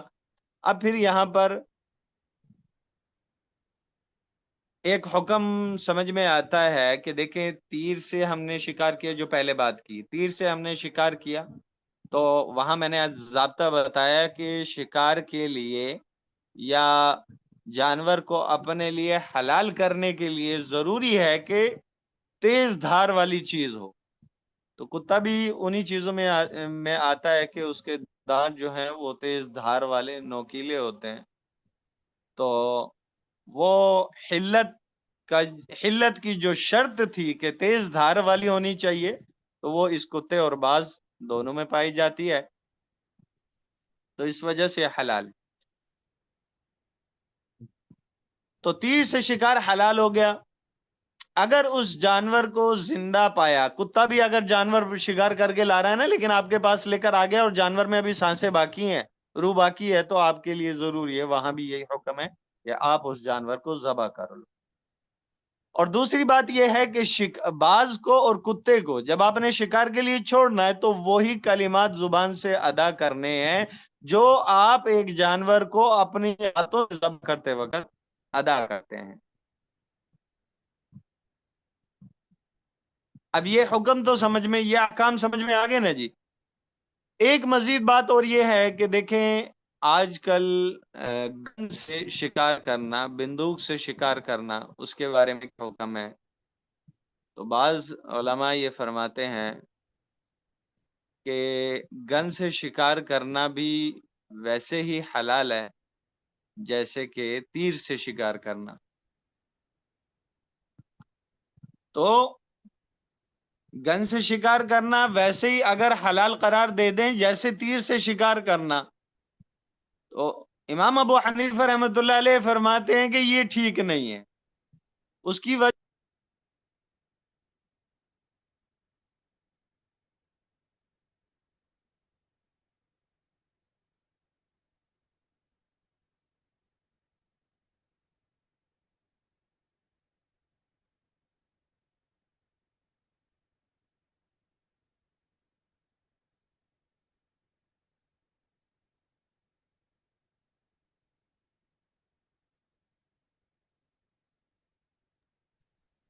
معذرت، انٹرنیٹ ڈسکنیکٹ ہو گیا۔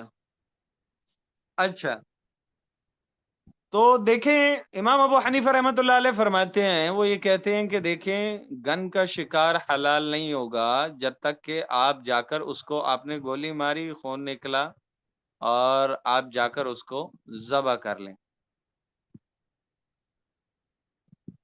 اس کی وجہ یہ ہے کہ وہ کہتے ہیں کہ گولی جو ہے، بلٹ جو ہوتی ہے، اس کے اندر تیز دھار ہونا نہیں پایا جاتا، موٹی چیز ہے، تو اس کا حکم ایسے ہی ہے جیسا کہ ہم نے پچھلی آیت میں جو حکم ہم نے پڑھا تھا، نتیحہ کا جو حکم ہم نے پڑھا تھا، یا جس کو، وہ جانور جس کو پتھر لگا، سر پہ چوٹ لگی، چوٹ کھا کر مرا ہوا جانور، کیونکہ جس کو وہ پتھر لگا تھا، جس جانور کو، تو پتھر بھی ایک ایسی چیز ہے کہ جس سے جو ہے جانور مر سکتا ہے، اور پتھر اس میں تیز دھار ہونا تو نہیں پایا جا رہا نا، وہ تو ثقیل چیز ہے۔ تو اسی طرح گولی بھی اس پتھر ہی کی طرح ہے کہ اس میں تیز دھار ہونا نہیں پایا جا رہا۔ ہاں، وہ اگر جسم میں داخل ہو رہی ہے وہ قوت رفتار کی وجہ سے، کہ اس کو بہت ہی قوت سے پھینکا جاتا ہے، تو پھینکنے کی جو قوت ہے اس کی وجہ سے خون نکل رہا ہے۔ تو جو علماء یہ کہتے ہیں کہ گن جو ہے وہ تیر کے حکم میں ہے، وہ یہ فرماتے ہیں کہ دیکھیں، خون نکلنا ضروری ہے۔ تو امام ابو حنیفہ رحمۃ اللہ علیہ فرما رہے ہیں کہ خون نکلنا ضروری ہے، تو پھر پتھر سے بھی اگر کسی جانور کو قوت سے پتھر مارا جائے تو پتھر سے بھی خون نکل سکتا ہے۔ تو جانور کی حلت کے لیے امام ابو حنیفہ رحمۃ اللہ علیہ یہ فرماتے ہیں کہ تیز دھار ہونا ضروری ہے۔ واللہ عالم، مفتیان کرام جو ہے بہتر جانتے ہیں کہ ان میں سے فتویٰ کن کے قول پر ہے۔ بظاہر جو ہے فتویٰ امام ابو حنیفہ رحمۃ اللہ علیہ کے قول پر ہی ہے، باقی اس میں کچھ اور شقیں بھی ہو سکتی ہیں، وہ آپ مفتی صاحب سے اس کی وضاحت کر سکتے ہیں۔ اچھا جی، وما علمتم من الجوارح، تو جن جانوروں کو تم سکھاتے ہو، شکاری جانور، مکلبین، مکلبین سے یہ بات بخوبی سمجھ لینا کہ جیسے انسان جانور کو ذبح کر رہا ہے تو چھری کو بطور آلہ استعمال کر رہا ہے نا، تو چھری کو استعمال کرنے والا یہ انسان خود ہے۔ اسی طرح شکاری کتے کو جب شکار پر بھیجنا ہے تو اس کو وہی کلمات جو ذبح کرتے وقت ادا کیے جاتے ہیں، جب اللہ کے نام پر ذبح کیے جائے تو وہ کلمات جب کتے کو دوڑانے لگے اس سے پہلے پڑھ کر خود دوڑائے گا کتے کو۔ نیت ہو جائے گی کہ میں اس کتے کو یا اس باز کو بطور آلہ استعمال کر رہا ہوں۔ تو مکلبین، شکار پر دوڑانے والے، کلبا یکلبو، یہ تقلیباً اس کا مصدر جو ہے وہ کتے کے معنی میں ہی آتا ہے۔ تو مکلبین، شکار پر دوڑانے والا، دوڑانے والے جو ہیں شکاری جانوروں کو، تعلمونہن، تم ان کو ایسے سکھاتے ہو، مما علمکم اللہ، اس علم میں سے جیسے جو علم اللہ نے تمہیں سکھایا ہے۔ تو جو علم اللہ نے انسان کو سکھایا ہے، ظاہر سی بات ہے، علم، عقل، فہم، یہ ساری چیزیں اللہ ہی کی عطا کردہ ہیں۔ تو اللہ ہی کے عطا کردہ علم سے تم نے اس جانور کو سکھایا ہے، تو جو شرائط اور جو طریقہ کار اللہ نے بتلایا ہے اسی اعتبار سے جانوروں کو سکھاؤ اور اسی طریقے سے ان کو استعمال کرو۔ اچھا جی، جب وہ تمہارے لیے شکار کر کے لے کر آتے ہیں، فَكُلُوا مِمَّا أَمْسَكْنَا عَلَيْكُمْ، تو کھاؤ اس شکار میں سے جو وہ تمہارے لیے پکڑ کے رکھتے ہیں، وَاذْكُرُوا اسْمَ اللَّهِ عَلَيْهِ، تو اس جانور کو چھوڑنے سے پہلے اس پر اللہ کے نام کو یاد کرو، یعنی پڑھ دیا کرو۔ وَاتَّقُوا اللَّهَ، اور اللہ سے ڈرو، إِنَّ اللَّهَ، بے شک اللہ، سریع الحساب، جلد حساب کتاب لینے والا ہے ہر انسان کے تمام اعمالوں کا۔ اليوم احل لکم الطیبات، تو اے انسانیت، قیامت تک کی انسانیت کو خطاب ہے، آج کے دن تمہارے لیے پاکیزہ چیزیں حلال کر دی گئی ہیں۔ وطعام الذین اوتوا الکتاب، تو جو کھانے اہل کتاب کے لیے حلال کیے گئے تھے وہ حل لکم، تمہارے لیے بھی حلال ہیں۔ وطعامکم حل لہم، اور تمہارا جو کھانا جو تمہارے لیے حلال ہے وہ ان کے لیے بھی حلال ہے۔ اور نکاح کی بات آتی ہے تو والمحصنات من المؤمنات، اور پاک دامن عورتیں مومن عورتوں میں سے، والمحصنات من الذین اوتوا الکتاب، اور پاک دامن عورتیں ان لوگوں میں سے جن کو کتاب دی گئی، من قبلکم، تم سے پہلے، یعنی کتابی عورتیں جو ہیں یہ بھی تمہارے لیے حلال ہیں۔ اذا آتیتموہن، جب تم ان کو ادا کر دو، اجورہن، ان کا مہر، محسنین غیر مسافحین، محسنین نکاح کی قید میں لانے کے لیے، غیر مسافحین اپنی نفسانی خواہش یا شہوت کو پورا کرنے کے لیے نہ ہو۔ ایسا نہ ہو کہ آپ ان کو مہر دے رہے ہو لیکن اپنی شہوت کو پورا کر کے ان کو چھوڑ دو۔ تو یہ پہلے بھی والمحسنات 5ویں پارے کی ابتدا میں یہ حکم گزر چکا ہے، یہاں اس کو دوبارہ رپیٹ کیا جا رہا ہے کیونکہ یہاں جن احکام کو بتلایا جا رہا ہے وہ حتمی احکام ہیں، ان میں تبدیلی اور تنسیخ کی گنجائش باقی نہیں ہے۔ غیر مسافحین، مسافح صفح کہتے ہیں کہ کسی سے اپنی شہوت کو، اپنی خواہش کو پورا کرنا، ٹھیک ہے؟ تو اللہ فرما رہے ہیں ان کو جب تم مہر ادا کرو گے، نکاح میں لے کر مہر ادا کرو گے، تو یہ مہر کا ادا کرنا محسنین، نکاح کی قید میں لانے کے لیے ہو، غیر مسافحین اپنی لذت کو پورا کرنے کے لیے نہ ہو، ولا متخذی اخدان، اور نہ چھپی چھپائی دوستی اور چھپا ہوا تعلق بنانے کے لیے بھی نہ ہو۔ آپ کسی کو مہر کی رقم یا پیسے آپ ان کو دیتے ہو کہ آپ اس سے خفیہ تعلقات قائم کر سکو، اللہ نے اس سے بھی منع فرما دیا، اس کے لیے بھی مال کو نہ دینا۔ وَمَن، یہ ایمان کا مکمل ضابطہ ہے، وَمَن يَكْفُرْ بِالْإِيمَانِ، تو جو منکر ہوگا ایمان کا، فقد حبط عملہ، تو دنیاوی اعتبار سے جن اعمالوں کو اچھا کہا بھی جاتا ہے اور وہ اعمال آپ نے کیے بھی ہیں، تو ایمان کا منکر ہونے کی وجہ سے، ایمان کے انکار کی وجہ سے آپ کے وہ دنیاوی اچھے اعمال بھی ضائع ہو گئے سارے. وَهُوَ فِي الْآخِرَةِ مِنَ الْخَاسِرِينَ، اور آخرت میں وہ شخص خسارہ پانے والوں میں، نقصان اٹھانے والوں میں سے ہوگا. بات سمجھ میں آ گئی جی ساتھیوں کو؟ جی سر جی.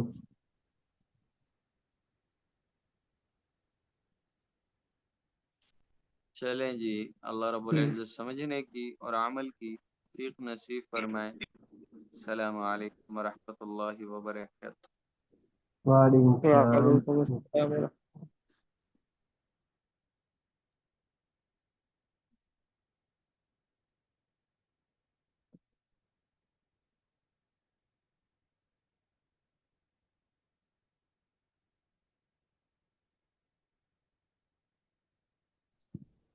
السلام علیکم ورحمۃ اللہ وبرکاتہ.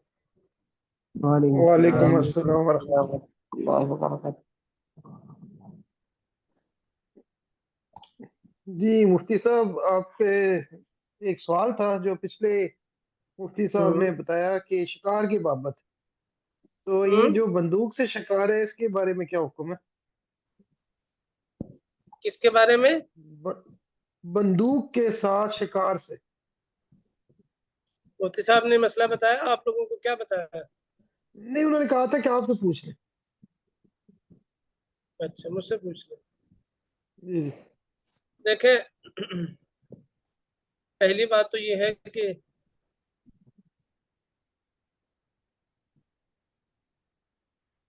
ایک منٹ ذرا میں کتاب شیئر.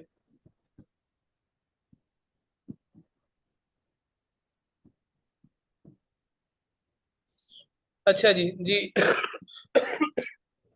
بندوق سے جو شکار کیا جاتا ہے نا، اس کا حکم یہ ہے کہ اگر گولی لگنے کے بعد وہ ذبح کرنے سے پہلے مر گیا، پھر تو اس کا کھانا جائز نہیں. ٹھیک ہے؟ صحیح. اور اگر مرنے سے پہلے اس کو ذبح کر دیا تو پھر اس کا کھانا جائز. یعنی زخمی حالت میں پا لیا، اللہ کا نام لے کے ذبح کر دیا تو پھر جائز ہے. لیکن اس کا وہ لیکن جب حکم یہ نہیں ہے جو بات ہوتی، تیر کا حکم ہے. تیر والا حکم اس کا نہیں ہے، وہی یاد رکھیے گا کہ جو بسم اللہ پڑھ کر میں تیر عرض پھینکا جائے. جی میں عرض یہی کرنا چاہ رہا ہوں کہ تیر کے حکم سے زیادہ، کیونکہ جو شیام آشکار کرتے رہتے ہیں جو آپ تیر کے اندر سے جو زخم ہوتا ہے نا، تو اسے ایک لائن بنتی ہے، وہ کہتے ہیں کہ زخم کی راستہ وہ تنگ ہوتا ہے بنسبت جو گولی، جو آج کل جو شکار کے لیے گولی استعمال ہوتی ہے، اس سے جو راستہ بنتا ہے جہاں سے وہ گزر کے جاتا ہے وہ بڑا ہوتا ہے. تو یہاں وہ پڑھایا بھی یہی جاتا ہے کہ اس سے جانور کا خون زیادہ بہتا ہے اور وہ جلدی مر جاتا ہے. ٹھیک ہے. تو اس لیے وہ کہتے ہیں کہ آپ یہ خاص قسم کا جو ہے نا آپ شکار کے لیے استعمال کریں ایمونیشن، تاکہ اس سے راستہ بڑا ہو جائے، جانور کا زیادہ خون نکلے اور جلدی مر جائے. تو حکم تو پھر اس میں زیادہ تیر کا آنا چاہیے، کیونکہ وہ تیر کی طرح سوراخ کرتا ہے بنسبت ابھی اصل میں پتھر. مسئلہ میں نے مکمل اور نہیں بیان کیا تھا، اس لیے یہ اشکالات ہیں سارے. جی جی. اچھا، تو یہ تو حکم ہو گیا عام بندوق کا جو میں نے بتا دیا آپ کو، عام گولیوں کا. لیکن اگر نوک دار دھاری دار ہو یا کارتوس ہو تو پھر اس کا شکار حلال ہے. پھر اس میں وہی حکم آ جائے گا جو آپ کہہ رہے ہیں، فائر والا اور گولی والا اور اس کا تیر والا، کہ اللہ کا نام لے کر اگر شوٹ کیا، فائر کیا، تو گولی لگنے کے بعد چاہے وہ جانور مر بھی جائے تو بھی اس کا کھانا جائز ہے. ٹھیک ہے؟ صحیح، شکریہ.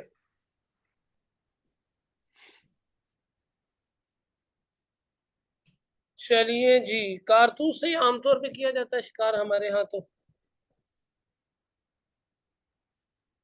نہیں، جو کارتوس سے شکار جو ہوتا ہے وہ پرندوں کا کیا جاتا ہے. یہاں ہرن کا شکار کیا جاتا ہے، وہ اس سے نہیں ہو اچھا سکتا. اچھا وہ صحیح. ہرن جو ہوتا ہے نا وہ کارتوس سے نہیں کا شکار ہو سکتا. बल्कि इन्होंने इजाजत ही नहीं दी, बिल्कुल सही। ममनू है। नोकदार धारीदार हो ना तो फिर यही हुक्म सही है। सही। जी भाइयों, अच्छा माशाल्लाह एक साथी ने सबक सुनाया था, उसी पर कयास करते हुए मैं ये समझता हूँ कि इंशाअल्लाह ताला बाकी साथियों ने भी याद किया होगा। नहीं, अब लेकिन आगे अगर हम आप इस पढ़ते तरह के हैं। ना सवाल पूछ, मैं असल में आज करना चाह रहा था कि आप सवाल पूछ रहे हैं ये क्या चीज होती है, तो कोई साथी जवाब दे दे तो वो मेरे ख्याल में ज्यादा आसान होगा, जिस बनिस्बत इसके कि हमने एक चीज सारी सुनानी है। तो मेरा ये राय है कि मतलब सवाल आप मैं पूछ पूछ रहे हैं रहा तो था, जिसको कल जवाब। परसों से पूछ रहा था, साथी कोई बोला ही नहीं, फिर जी जी। इसलिए आगे चल दिए हम। ये सबक किस किस ने याद किया है? ये साथी ने लब्बे की नहीं कहा, तो फिर जी मैं जी आगे चल पढ़ा है दिया। यहाँ, पढ़ा है। अगर आप सवाल पूछे तो शायद जवाब दे दें। सही। अच्छा जी, अब चले मैं इंशाल्लाह करता हूँ सवाल। अब जहाँ देखें फेल की बात होती है इल्म सर्फ के अंदर, किसकी बात होती है? फेल की। तो फेल कहते हैं काम को। जब काम होगा तो काम करने वाला भी होगा, या यूं कह लीजिए कि जब काम करने वाला होगा तभी तो काम होगा। तो काम को फेल कहते हैं और काम करने वाले को फाइल कहते हैं।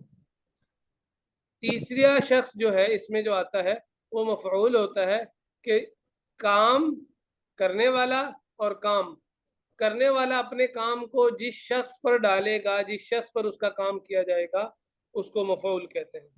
जैसे ज़रब ज़ैदुन अमरन, मारा जैद ने अमर को। अब इसमें ज़रबा फेल है, ज़ैदुन फ़ाइल है और अमरन मफऊल है। ठीक है जी। तो मारना फेल है, मारने वाला जैद है, और जिस पर मार पड़ रही है वो अमरन है, यानी मफऊल है।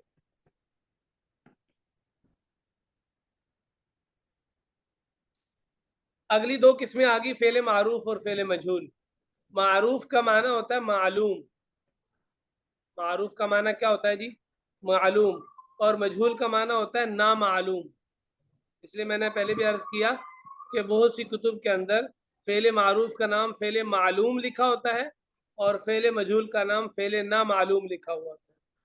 तो फेल मारूफ, मारूफ हमारे यहाँ भी कहते हैं जो जाना पहचाना हो, बड़ा मारूफ आदमी था, तो वो फेल है जिसका करने वाला मालूम हो, जिसका फाइल मालूम हो। जैसे ज़रबा ज़ैदुन, जैद ने मारा। अब यहाँ ज़रबा फेल है और इसमें मारने वाला जो है वो जैद है, वो मालूम है। फेल मजहूल क्या होता है जी? जिसमें काम करने वाला मालूम ना हो, काम करने वाला मालूम ना हो। जैसे ज़ुरिबा अमरुन, अमर मारा गया। अब इसमें अमर मारा गया है, मारना भी पाया जा रहा है और मार खाने वाला भी पाया जा रहा है, लेकिन मारने वाला कौन है ये मालूम नहीं है।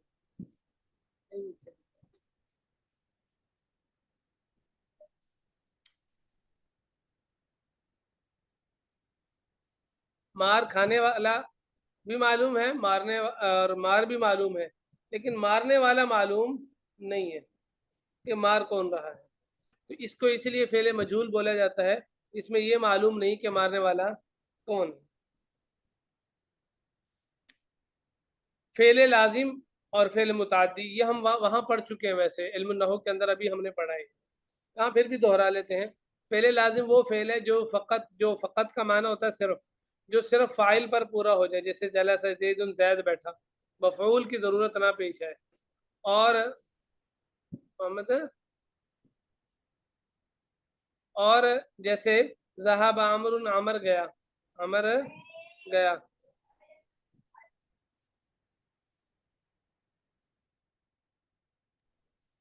अमर गया। अब इसमें जाने वाला भी मालूम है, वो गया, अमर गया है, लेकिन ये जो जाने का फेल है ये अमर तक रुक गया है, फाइल पर ही पूरा हो गया, आगे कहीं और नहीं तजावुज किया, तादी नहीं किया आगे इसने। ठीक हो गया। फेल मुतादी के अंदर क्या होता है? उसका फेल तादी करता है, फाइल से निकलकर मफऊल तक जाता है, यानी फाइल करने वाला होता है, کام کرنے والے کا جو فعل ہے وہ کام کرنے والے تک محدود نہیں رہتا بلکہ کسی تیسرے شخص تک جاتا ہے. جیسے ضرب زید اذا ضرب زید عمرا، مارا زید نے عمر کو. ٹھیک ہے، تو ضربہ فعل ہے، زیدن اس کا فاعل ہے، عمرن اس کا کیا ہے جی مفعول بھی ہے. تو دیکھیں یہاں جو فاعل کا فعل ہے، جو فعل ہے وہ فاعل زید پر پورا نہیں ہوا بلکہ عمر تک آگے تجاوز کر گیا. یہ دو باتیں اور پڑھ لیتے ہیں. غائب وہ ہے جو بات کرتے وقت موجود نہ ہو جس سے بات نہ کی جائے، اور حاضر وہ ہے جس سے بات کی جائے. اس کو مخاطب بھی بولا جاتا ہے، حاضر بھی بولا جاتا ہے. یعنی جو موجود ہو، موجود کو کیا بولتے ہیں؟ حاضر بولتے ہیں یا مخاطب بولتے ہیں. متکلم بات کرنے والے کو بولا جاتا ہے، میں، ہم.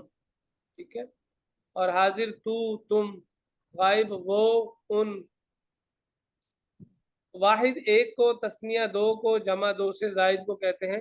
جمع کی منیمم حد 3 ہے اور میکسیمم یعنی زیادہ سے زیادہ اس کی کوئی حد نہیں ہے. یہ اتنی اصطلاحات ہیں، تقریباً ان میں سے اکثر باتیں ہم علم النحو کے اندر بھی پڑھ چکے ہیں. اب ساتھی ذرا یاد کر کے آئیں، کل پھر میں نام لے کر، میں اصل میں نام نہیں لیتا جی، اس لیے کہ یہ معاملہ سارا اختیاری ہے. تو جو ساتھی کل میں پوچھوں گا کون کون سنانا چاہتا ہے، جو ساتھی ہاتھ کھڑا کریں گے ان سے ایک ایک بات پوچھتے جائیں گے، زبانی جو ان کو یاد ہوگی وہ سناتے جائیے گا.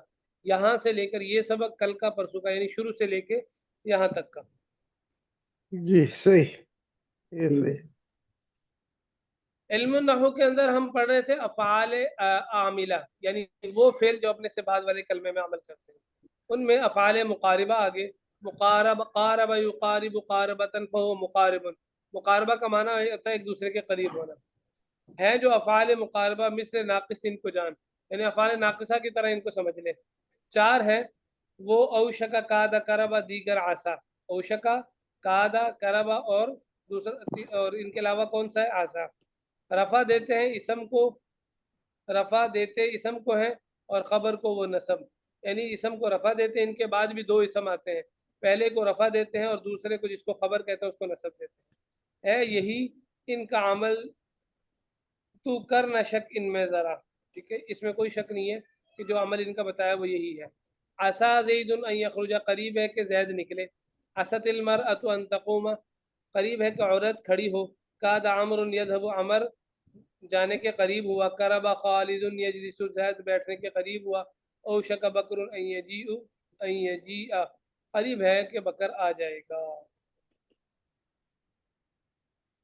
چلیں یہ اتنا ہی کافی ہے کیونکہ کتاب تو ماشاءاللہ کافی ہو چکی ہے ہماری، تو باقی انشاءاللہ تعالیٰ کل پڑھیں. جی بھائیو یاد کر کے آئیں گے جی علم صرف کا انشاءاللہ تعالیٰ. جی انشاءاللہ.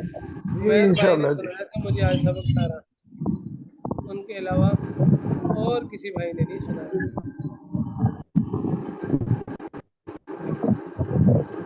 چلے انشاءاللہ کل سوالات کریں گے، جو بھائی یاد کر کے آئیں گے ان سے سوالات کریں گے. صحیح. السلام علیکم ورحمۃ اللہ وبرکاتہ. وعلیکم وعلیکم السلام. السلام ورحمۃ اللہ.